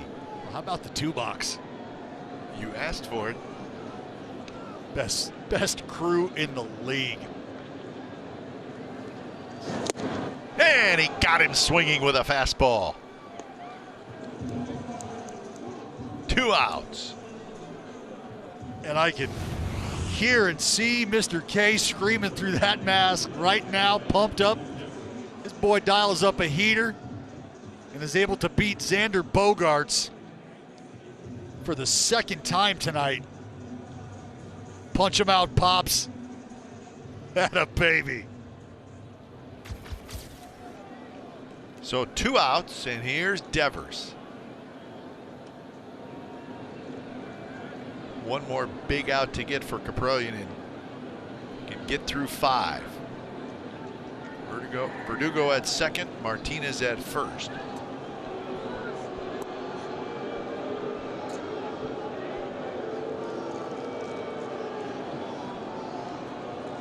And Kaprielian trying to fight through his own mistake. Well, you're grinding. There's no question about it. You haven't had the command, but you've been able to make some pitches. We talked about minimizing very early on. I think that did a lot for him. Was able to come out and kind of gather himself. Got his 3-up, 3-down inning back in the 3rd. This is not an at-bat you can just check out on. Devers a good bad ball hitter. First pitch to Devers, right on the outside corner for strike. Took a little off.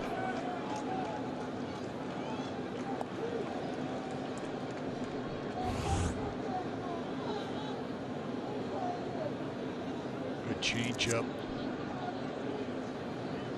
Just giving Devers a different look.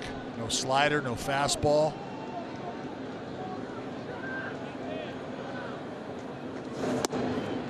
This fastball runs into Devers, so the count even at 1-1. Yeah, you could sell 2 tickets to the seat Mr. Kaprielian is sitting in right now, because he's on the edge and there's a lot of room behind him.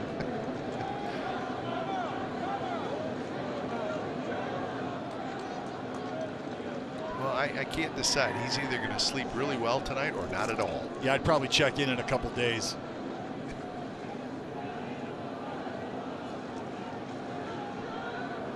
His son's doing a good job. He's fighting hard tonight, trying to preserve the 3-1 lead. 1-1 pitch is rolled foul. Now he's ahead in the count 1-2. Well, doesn't watching the game along with the relatives get you just that much closer to the edge of your seat? Another change up down, trying to get the lefty to swing over, see if they can get him out in front. I said, be careful, Devers. He'll go out of the zone and barrel you up. Well,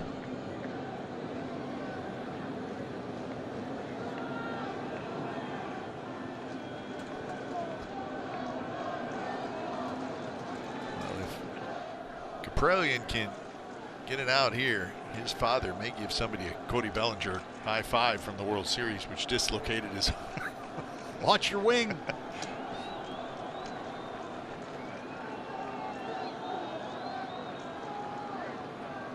One and two. Big pitch. Here it is. High pop up. Murphy coming back. A lot of room back there, but not quite enough.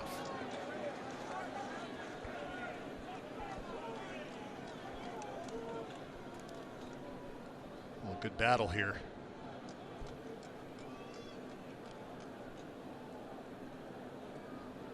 You would love if you're Kaprielian right now to put an exclamation on this outing. Get a big punch out. You'll take the out any way you get it. Be a nice feather in the cap. In the dirt, backhanded by Murphy.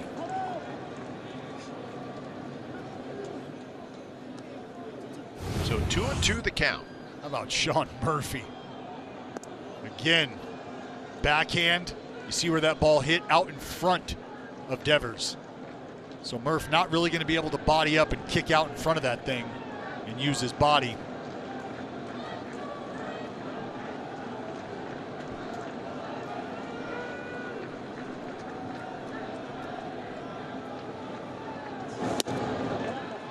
So now a full count. That'll get Verdugo and Martinez running.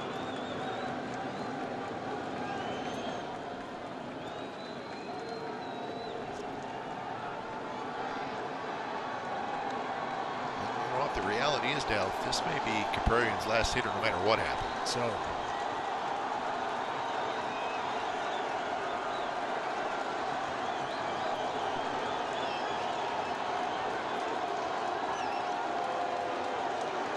Three and two. 2 outs. Runners will take off. And the pitch is a swing and a miss in the dirt. Murphy picks it up. He throws to first in time. Devers is out, and Caprarian gets out of the jam. What a performance by the young man. His father's pumped. So are we. 3-1 A's lead after 5.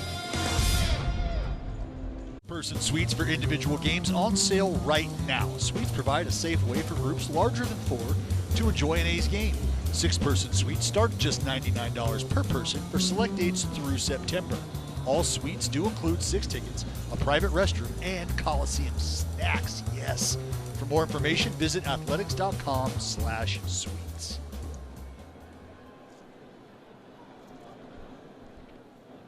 So top of the 6th inning with the A's leading 3-1. And Matt Olson hits one high and deep, and that baby is gone.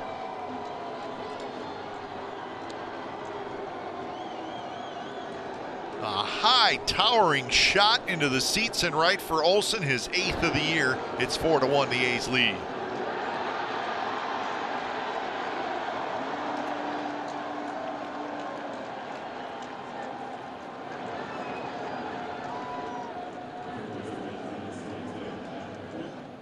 Kind of a classic Olson swing, isn't it? Well, it was absolutely pured up. First pitch heater, trying to crowd the lefty.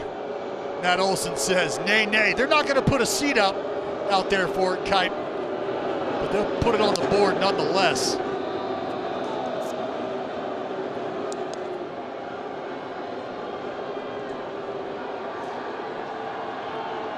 So the A's first home run in this series. Olson takes on that big right field at Fenway Park. Not a problem. Oh, no, not a problem. I've said it before and I'll say it again. There's not a ballpark, theme park, national park that can hold Matt Olson. No.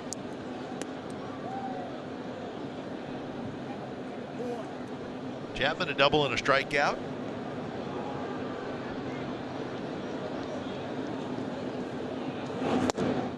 So 2-2 now.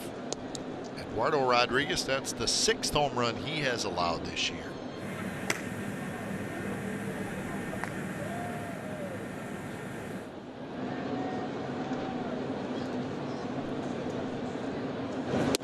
A little bit outside, 3-2.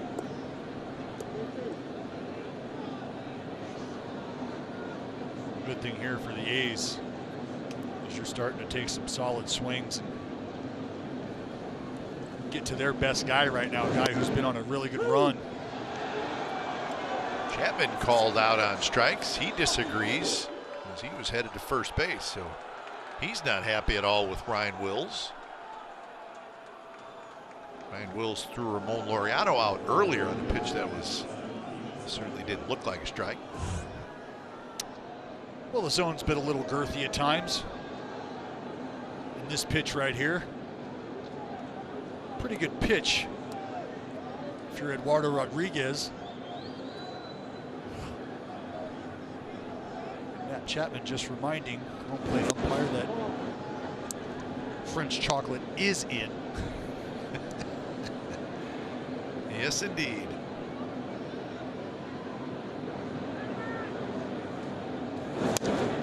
Scotty fouls it back. 1-1 the count. But that's been a spot that Eduardo Rodriguez has gone all night long with that cutter. He's thrown it up to righties. He's thrown it away to righties in that spot. Likes to backdoor it.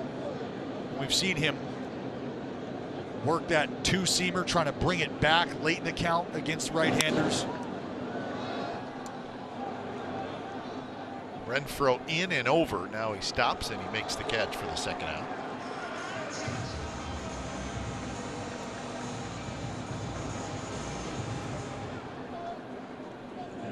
So we certainly certainly looks like we're going to see Birch Smith in the bottom of the 6th inning. So it'll be 5 innings for Kaprelian in his first major league start.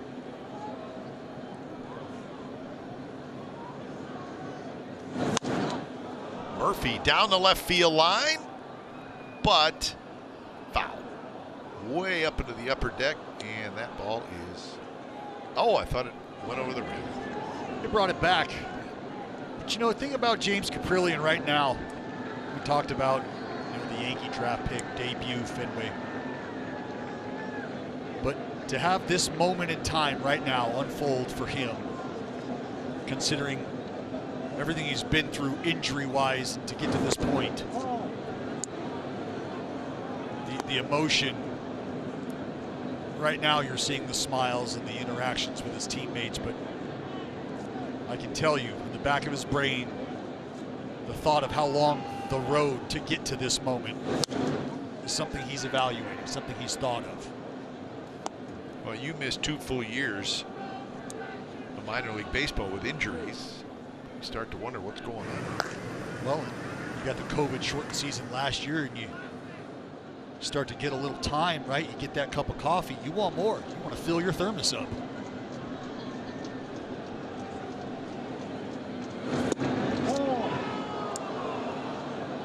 So 2-2 the count now to Sean Murphy. Olson, a home run to lead off the top of the 6th to give the A's a 4-1 lead.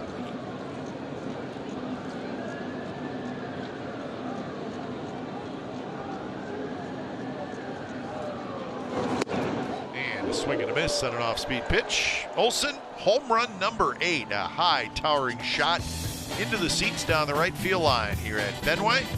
So bottom of the 6th coming up. The A's lead 4-1 over the Red Sox. Brought to you by your California Ford dealers. And that dude right there, James Kaprelian, making his first major league start. He's able to weave his way through this Red Sox lineup. 5 strong innings, 1 earned run, 6 punch outs. And he's got everybody in the stands feeling good. Dad was hanging on every pitch. Had me on the edge of my seat as well. What a start for Mr. Kaprelian. So to the bullpen, Birch Smith when it's time for change. Think Speedy Oil Change and Auto Service, your trusted oil change tune-up and brake experts. First pitch, Vasquez hits a fly ball to Piscotti and right. 1 pitch, 1 out here in the bottom of the 6th. See, if I was James Kaprelian's father now, watching my son pitch 5, I would have to just go get a beer or something and just try to relax. Yeah, now's when you start your ice program, right? Your post-game routine. Exactly. Different kind of ice, right? Yeah. And you can kind of see what's going on, talking to the other starters. And they understand what a moment like this means to a guy, especially understanding his background and, as I've mentioned, the road to this point. And maybe I'm just a softy kite, but I really appreciate the emotion and the energy from his support group there as well. No, I think you're just a normal human being who thinks it's pretty cool. Real cool. Renfroe is retired, so Birch Smith comes in, gets the first 2. Here's Franchi Cordero.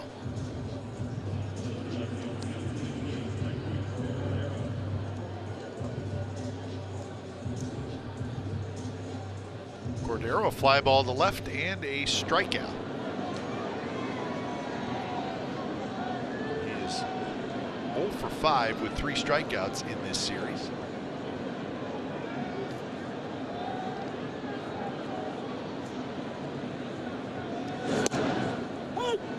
Smith last appeared on Sunday, and he had a good outing.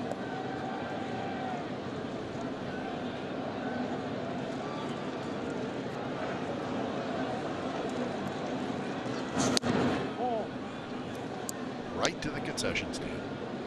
Oh, right now he's checking his text messages. They loved you. Loved you on the broadcast. Go get that pop you deserve.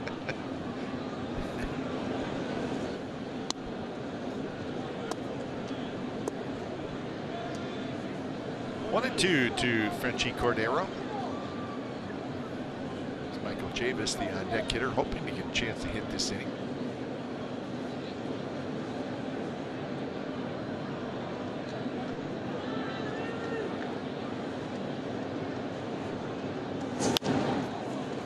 Jam shot. Chapman throws in time. So Bert Smith, a 3-up, 3-down inning. And we are moving to inning number 7. He's leading 4-1. Sports California is brought to you by Lazy Boy Furniture Galleries. Live life comfortably. A's 4, Red Sox 1, top of the 7th inning. So Eduardo Rodriguez is done for the night. 7 hits, 4 runs, 1 walk, 9 strikeouts, and he threw 99 pitches.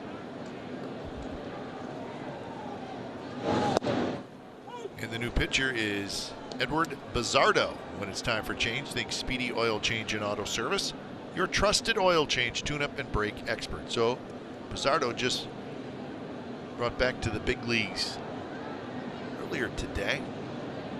He's pitched in 1 game for the Red Sox this year. Moreland hits a high fly ball toward Renfroe. So Moreland is retired. There is the numbers from that 1 outing. Edward Bizzardo. Yeah, likes the fastball, likes his slider a lot. Venezuela.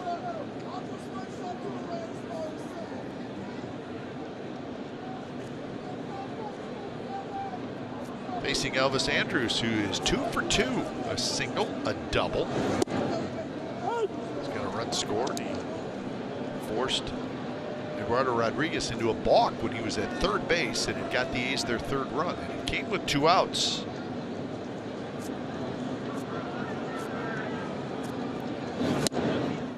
Well, that was a big run. It was. Not only coming with 2 outs, but remember the early shower for Ramon Laureano puts Seth Brown in his spot, left on left against Rodriguez, and he softly lines out, which would have resulted in stranding Elvis at third base.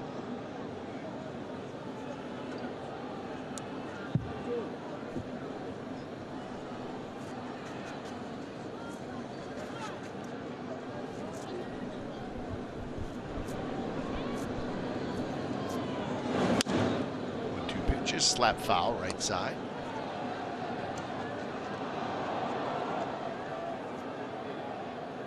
You know, at first glance, it looked like Elvis didn't quite pick up that slider first pitch, and then I think about the way he fouled that slider off.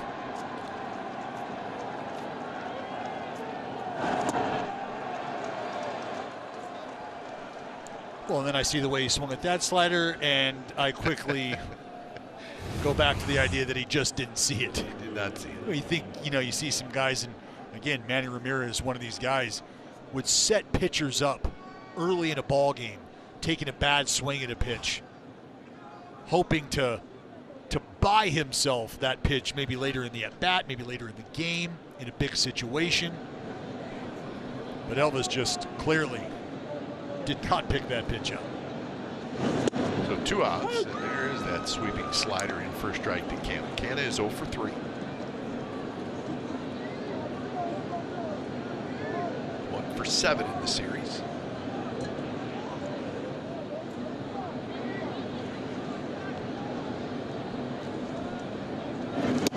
There it is again, but this one just missed outside. Bizzardo, he's not going to waste a whole lot of time. He's ready to pitch. Not a big guy, 6 foot, 165 pounds. Come into the ball game with intent. That's what matters.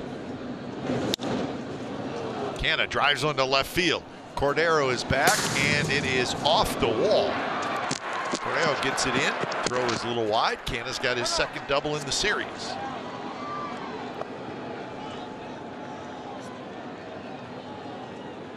One didn't look like it hit real high up the Fenway Green Monster, but maybe right at the top of the scoreboard that's out there. Well, that's a beautiful part about this ballpark as a right-handed hitter. Find yourself out front, but if you're able to dive and you got something away from you, you think you can get out there and pull. Doesn't have to be 300 feet. Just get it in the air. Check in on that WB Mason sign, and I think there may be just a little ledge that angles down. The ladder is there, of course, which is always interesting. It used to be used to go up and get all the balls that were in the net up there before the seats were up there, and they just decided, you know what, let's just leave the ladder there. It's not in the way. It's not, well, I guess the ball could hit it. It's fine. I, for one, appreciate it. It's fine. It's a quirk. I don't know that I've ever seen, not in an A's game or even on TV, I don't know if I've ever seen a ball hit the ladder. Well, and when you think about it, there's a lot of ladder there to hit, realistically. That's not a small ladder. So for a ball to catch one of those, handles, the steps, or maybe the side of one of those rails, the kind of kick you could get, who knows? that thing could go for a while. It could go anywhere. Here's that ledge. And I am not good with heights. No, There's no way No? that I would climb up that ladder. No, I'm not good with heights at all. It's one of those things that happens when you get older, Dallas. You just watch. Well, I don't know, I Kipe. get that weird feeling in my stomach, I've jumped out of a few airplanes in my day. It's not going to happen. I haven't done it yet. Not gonna happen.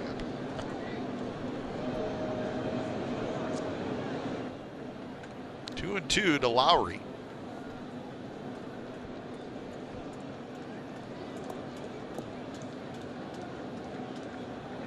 They're up there. Yep. It's a great seat, though. I've walked up there. It is. Way before the game. Lowry swings over top. He missed it, so the A's strand Canna at second. Seventh inning stretch coming up. 4-1 the A's lead.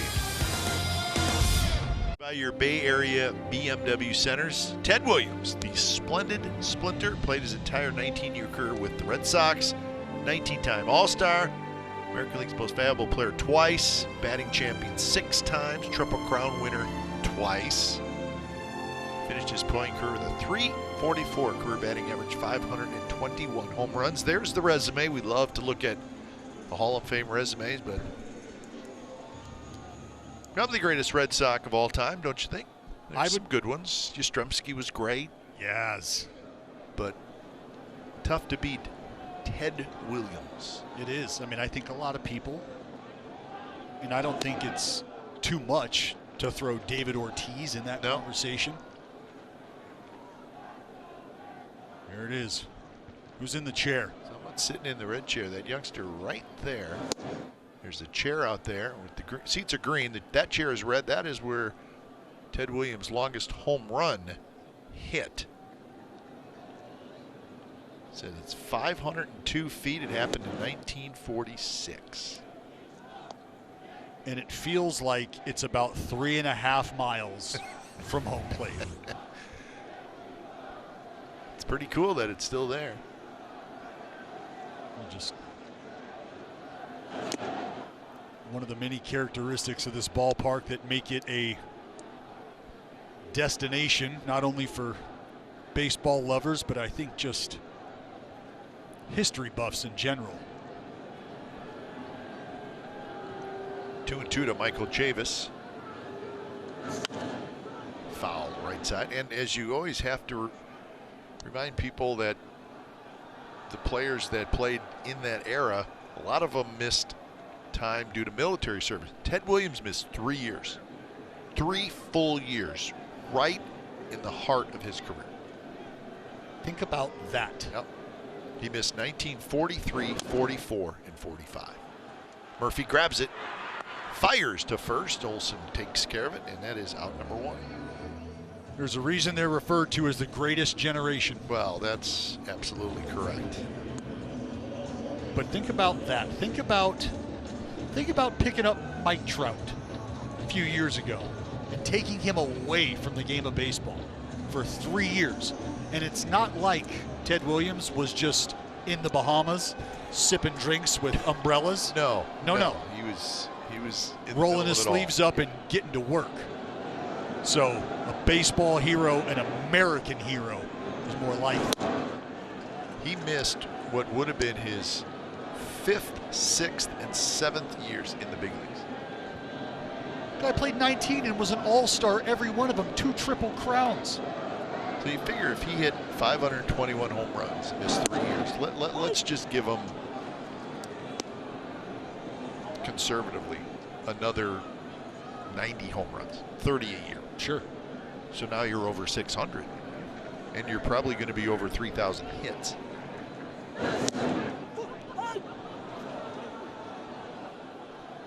Could be the old cross-up here between Smith and Murphy. That's no fun. Well, not when Bert Smith is featuring 95, and you got Sean Murphy back there tangoing with a curveball. That could have been ugly. Well, Murph was able to just get a little bit of a glove on it. Otherwise, it would have been a direct shot.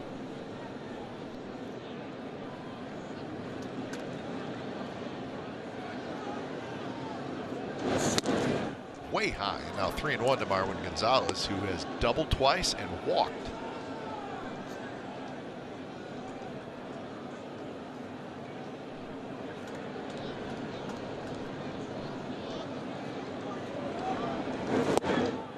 So the count was 2-2. The cross-up was actually a strike, and then Gonzalez swings and misses, so that's a strikeout for Bert Smith.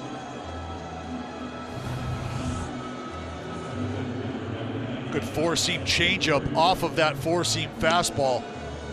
And how about Marwin Gonzalez swinging underneath the changeup from Bert Smith? It's like he blew a changeup by Marwin Gonzalez. So 2 outs for Verdugo.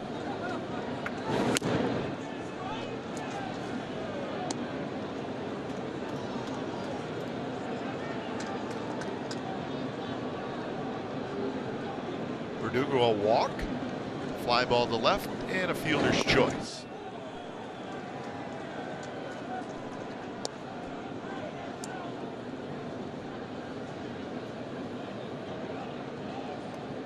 Verdugo, our first time seeing him in a Red Sox uniform. Kind of cool that he chokes up quite a bit. And he's not choking up and trying to slap the ball anywhere. Oh, no. No. I mean, you're talking about a guy who, you know, when he got to Boston, one of the first things he wanted to do was meet David Ortiz, talk to Big Papi, a guy who he absolutely loves, looks up to. Canna hustling in. And Canna has it. How about Bert Smith? 6 up, 6 down out of the bullpen. 8th inning coming up. Well, the Oakland Athletics Fantasy Camp is coming back in January 2022. Experience the life of a Major League player and play on the same field as the Athletics during spring training in Mesa, Arizona. Registration is open to all genders ages 21 and over. Proceeds from this event will benefit the Oakland A's Community Fund.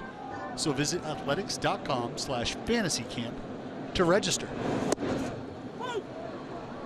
So it is the top of the 8th inning with the A's leading 4-1, trying to win 2 in a row over the Red Sox at Fenway.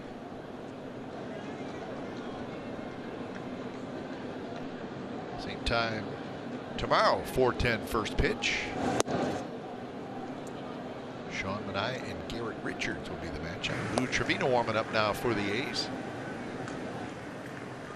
You felt like it was going to be a good series just based on the way these two clubs have been playing. Little pop-up.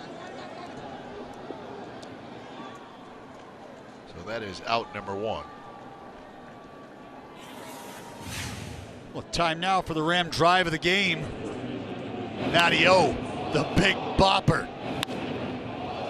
Heater in, heater out to right field. Tacking on a little more insurance. Time to bash, baby.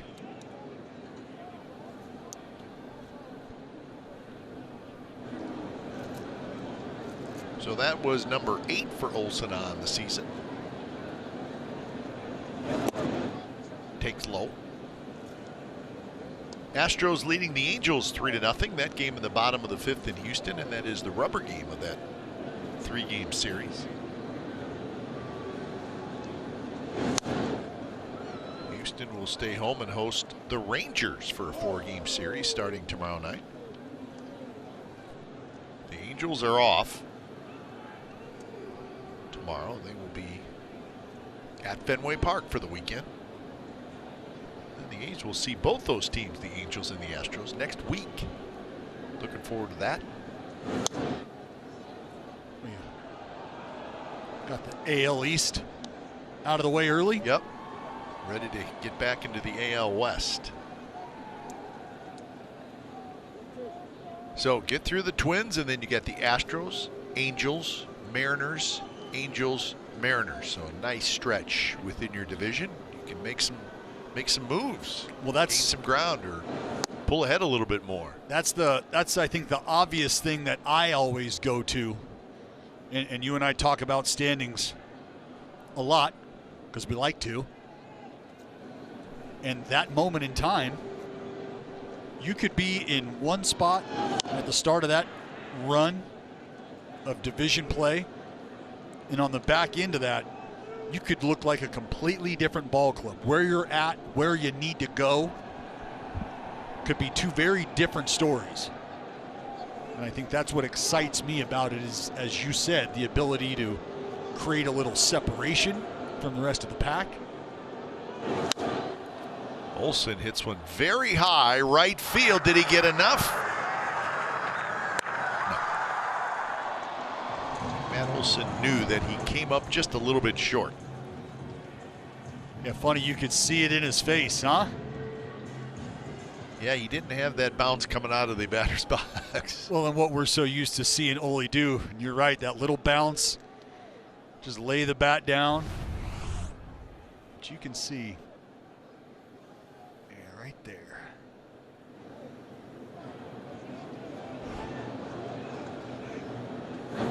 First pitch to Chapman is a little bit low. Mariners and the Dodgers will get underway a bit later. Dodger Stadium. That's just the second of a quick 2-game series between those two teams. Big news though with the Seattle Mariners. They are calling up their big prospect tomorrow, Jared Kelenic, the outfielder, just 21 years old, supposed to be quite a stud. Left-handed hitter, and I'm looking forward to seeing him play. I tell you, I can only imagine the progress he must have made in those 6 days at AAA to find himself in the big leagues now. Man, he's a quick learner. My word.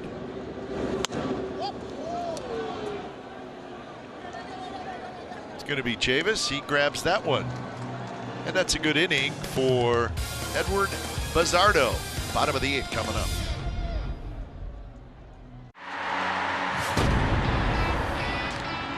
Well, this game summary brought to you by your local Toyota dealers. 4 runs, 8 hits, 1 error for the A's. 1 run, 4 hits, no errors for the Red Sox. James Kaprielian in his first major league start battled through 5 innings, got a chance to get a W. Eduardo Rodriguez went 6 innings. Olsen is homered, and there's a couple of hits. So the A's have come to Boston. Listen, the Red Sox, they lead the major leagues in run score.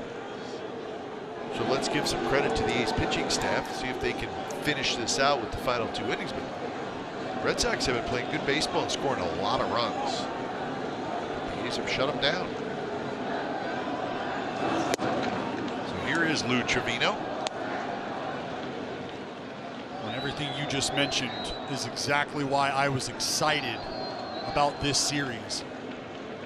Understanding that It's been a lot of timely hitting for the Oakland A's that has fed their success. It hasn't been about tearing the cover off the baseball and just beating your opponent into submission. That's not how they've gotten it done up until this point. And coming into town against a team that, for better or worse, has bullied their opponents around, has knocked the cover off the ball. Figuring out how to navigate those waters as a pitching staff is what I was excited about. And that's a good pitch by Trevino. Took a lot off and had Martinez way out in front. Martinez has seen a steady diet. Breaking balls away this evening. Sliders he's had good passes on, but breaking balls like that he hasn't. Good job by Lou Trevino. Get rid of the thump early on. There's the runs. Leads the majors. They also lead the American League in batting average, doubles, OPS, they're first. Middle of the pack in home runs, but all in all, a good offense the first 6 weeks of this baseball season. Austin Bryce, right-hander, gets loose.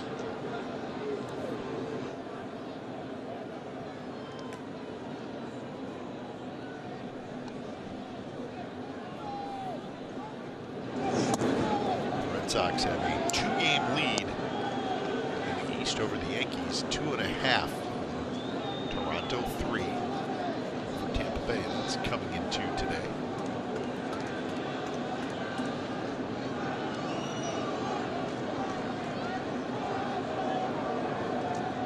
We were talking about the West and the schedule coming up for the A's. You mentioned, even though it's May, try to get a little separation, and that's what's starting to happen, Dallas, in the AL Central. White Sox and the Indians are starting to play great baseball, both teams, and they're starting to separate a little bit from the Royals, who continue to lose, the Twins, who just cannot seem to get it going. Twins are 9 games under 500, and the Tigers. What doesn't mean it's, everything's fine and you're going to walk the rest of the year, but hey, the more separation you have, the more leeway you have as the season goes on. Well, it's a heck of a lot more comfortable to think about trying to take over or defend your position in a division if there's really only one other club that's giving you fits or that you have to worry about, right? Because you'd love to be able to take that rearview mirror off, throw it out the window on the road to the postseason. Well, right now, the Minnesota Twins, who were, I don't want to say favored, but certainly one of the favorites in that division, they're 8 games back. So they need to at some point get rolling. The White Sox are rolling. They've won 4 in a row.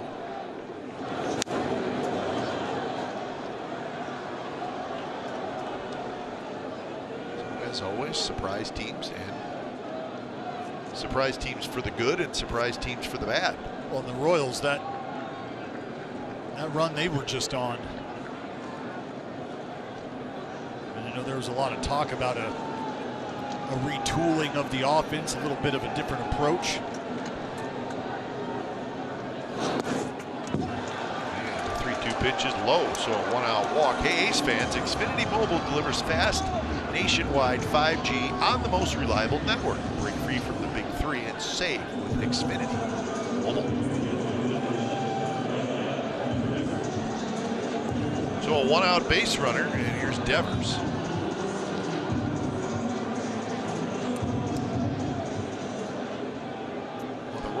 They had it going early, but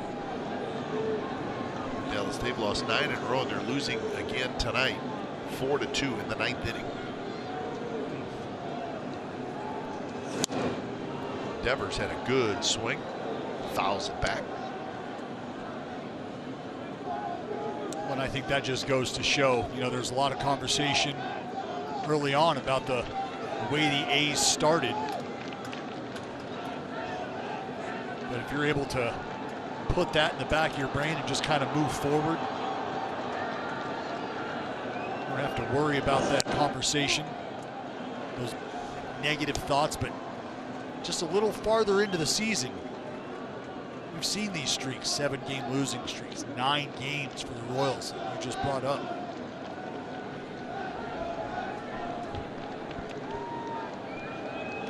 One and one to Devers, Vasquez to follow. Runners going, the ball's chopped into right field, a base hit, and with Bogaerts on the move, he's going to go to third. Devers trying for second, and he's safe.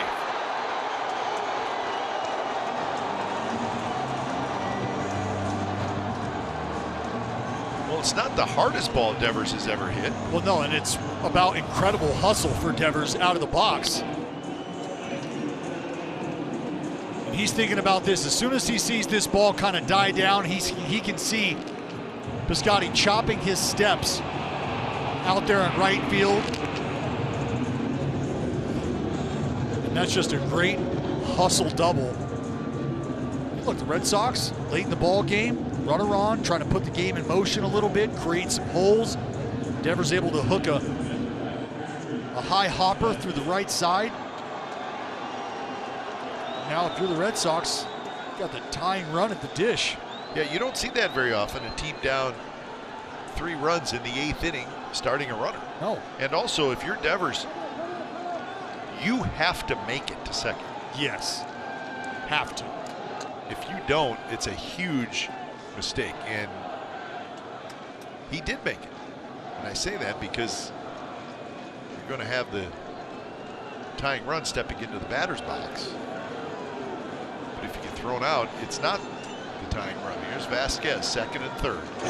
First pitch, foul back.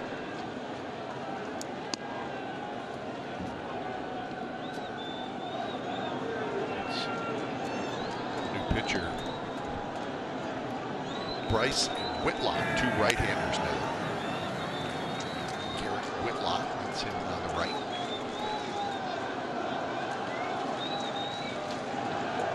Vasquez, 0 for 2 with a bases loaded walk. And that one's lined softly to Lowry, who was the short hop. Now coming in to try and score, and he's out! Bogaerts tried to score after Lowry flipped it to first, and he's out.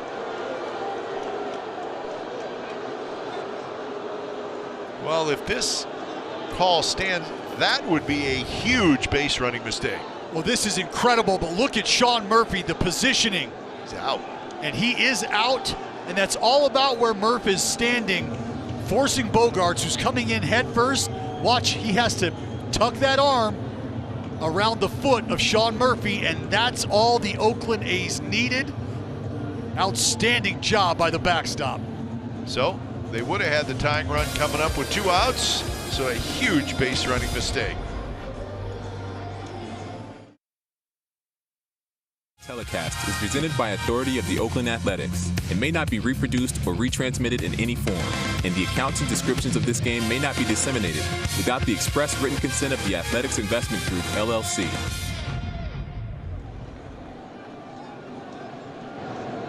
So top of the 9th inning with the A's leading 4-1 over the Red Sox. New pitcher for Boston is Austin Bryce. When it's time for change, think Speedy, oil change, and auto service. Your trusted oil change tune-up and brake expert. So Bryce, no record, very high ERA. And pitching in his 11th game.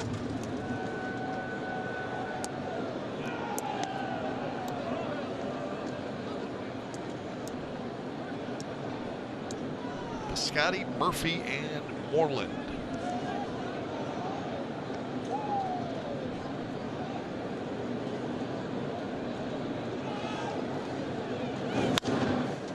Hooked foul. So Bryce kind of a slinger. Fastball, slider, changeup. The big lefty Jake Diekman for the Getting Green. ready. Yep.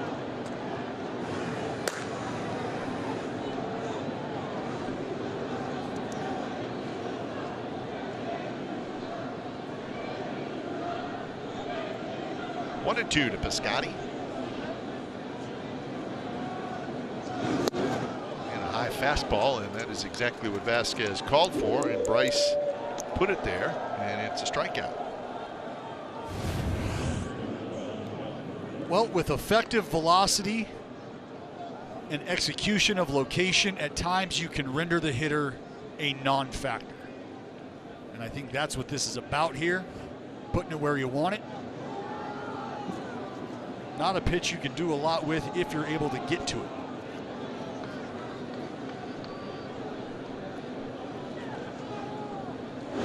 Murphy, a little bit inside. Well, a game the Red Sox probably interested in. The Yankees beat the Rays tonight 1-0 in St. Petersburg. And it was Garrett Cole who put on a show. 8 shutout innings with 12 strikeouts. Ooh. Cold-blooded. He's having a really good year. Bounced up the middle. Right there is Gonzalez.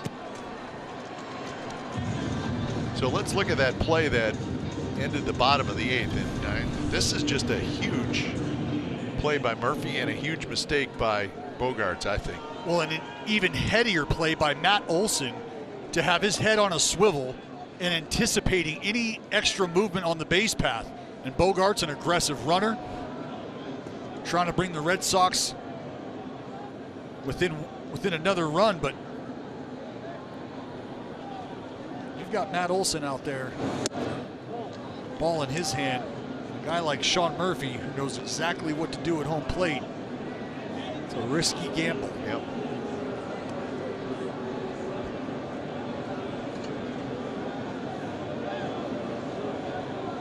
Want to know to Moreland.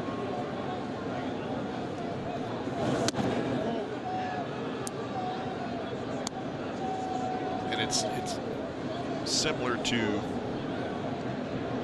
Devers trying for second. You got to make it. Got to make it. Hunter Renfroe would have been the hitter if Bogaerts stays at third, and he would have been the tying run. That's the point I'm making. Because that's a guy that, well, he's pretty good power. Yeah, he can hurt you. James Kaprielian hoping tonight's the night he gets his first big league win. Yeah, James, you want to go upstairs, get some ice? No. Nope. Get your shoulder? No. Watching a ball game. 2-1 pitch to Moreland. Shallow left. That's Cordero coming in, and he's got it. So Austin Bryce with a 3-up, 3-down inning. Diekman's coming in. The A's leading at 4-1. Trying to make it 2 in a row over the Red Sox at Fenway. A's Baseball on NBC Sports California is brought to you by Toyota.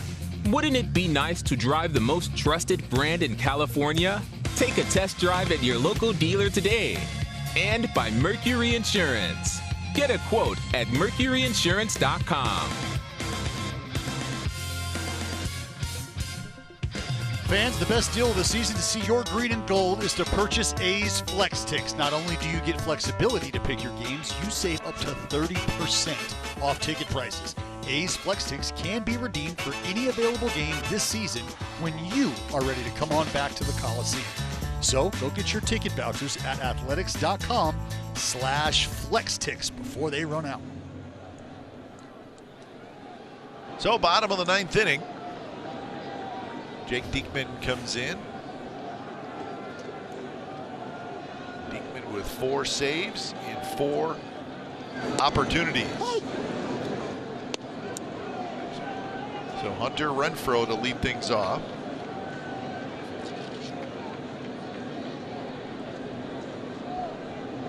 Renfroe 1 for 3. He doubled in the 4th inning.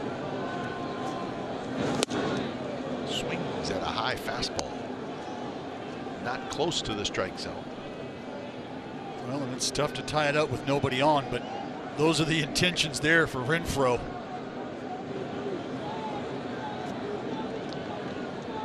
Go back to the well. 1-2 now. And that's higher than high.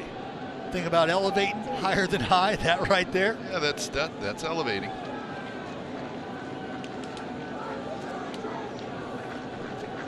Now it might be time for old Slidro Wilson. And there it was. Maybe a little more of the plate than Diekman wanted. Gets the foul ball.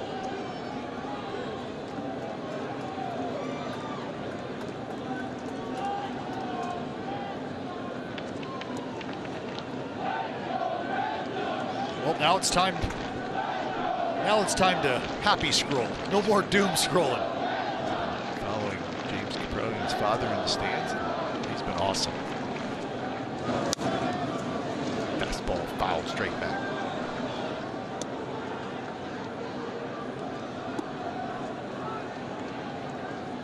Let's not forget about Birch Smith. 2 shutout innings, 6 up, 6 down.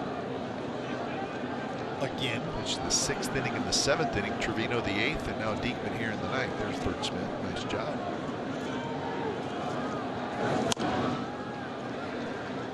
I'll tell you right now, the way we've seen Birch Smith throw the ball just in his first 2 appearances this year,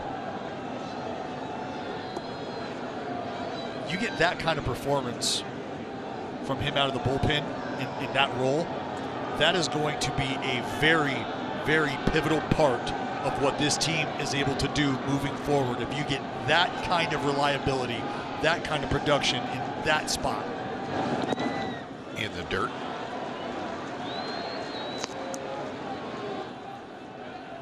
So 2-2 the count. That's a big deal if your starting pitcher only goes 5 innings and you can have somebody out of the bullpen, one guy come in and give you 2 innings. That's huge. Huge. 2-2 to Renfroe. And he hits one high and deep to right field. Piscotty near the wall, just enough room, and he makes the catch in front of the Red Sox bullpen.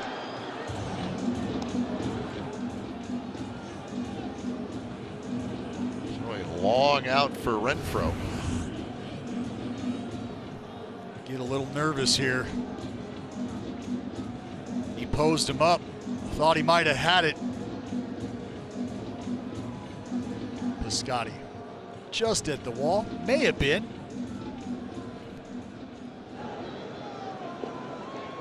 And that's just got to be a tough pill to swallow. Long ways out there. Probably hit that ball pretty well. So here's a pinch hitter, Jonathan Aruz. He's hitting for Cordero, so Alex Cora wants to get a right-handed bat in there against Diekman.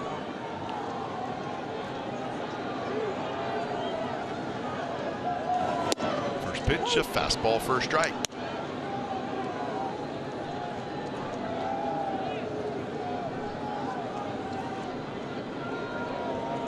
And another fine job by Bob Melvin tonight. Pushing the bullpen buttons, matching up. It's Sweet Lou to work his way through some of those right-handers. Turn it over to Jake Diekman, who's had success in this spot. 0-2 pitch, fastball swing and a miss, struck him out. Go get him. Oh boy, with a 3-run lead, you can do that. That's what he's doing. The old Little League cheer you hear from the crowd, rock and fire. That's what Jake Diekman is doing. Get it, go. No messing around. Well, Diekman got the save last night. He threw 21 pitches. Does not want to throw that many tonight. Here's Javis, who takes way inside.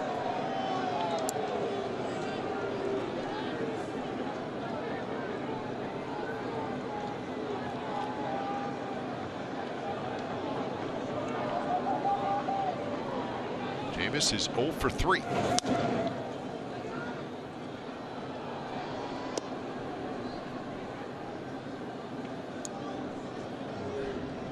For the most part, the Ice Horse has been stuck in the stable.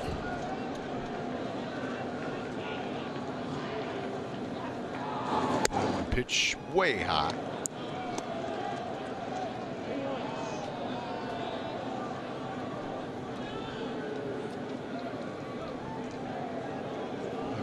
us tomorrow.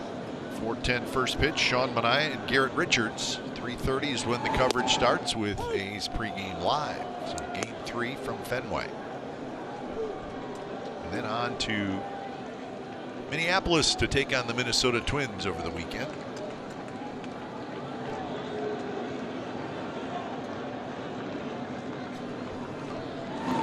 2-2 pitch, swing and a miss. He struck him out. So Diekman has a nice, easy 9th inning, and congratulations to the Kaprelian family. James Kaprelian, the young man on the right, gets his first big league win. Nicely done, and his father is psyched. They are both going to have a good evening, and it's well deserved. Very much so.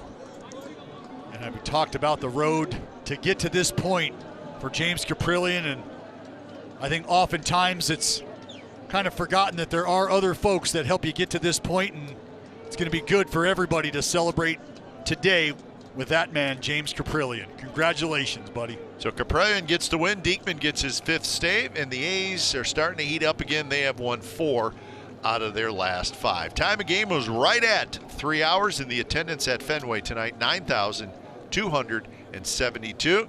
Final score, the Athletics 4 and the Red Sox 1. Thanks for joining us, folks. Time now for A's Postgame Live. It's presented by Toyota.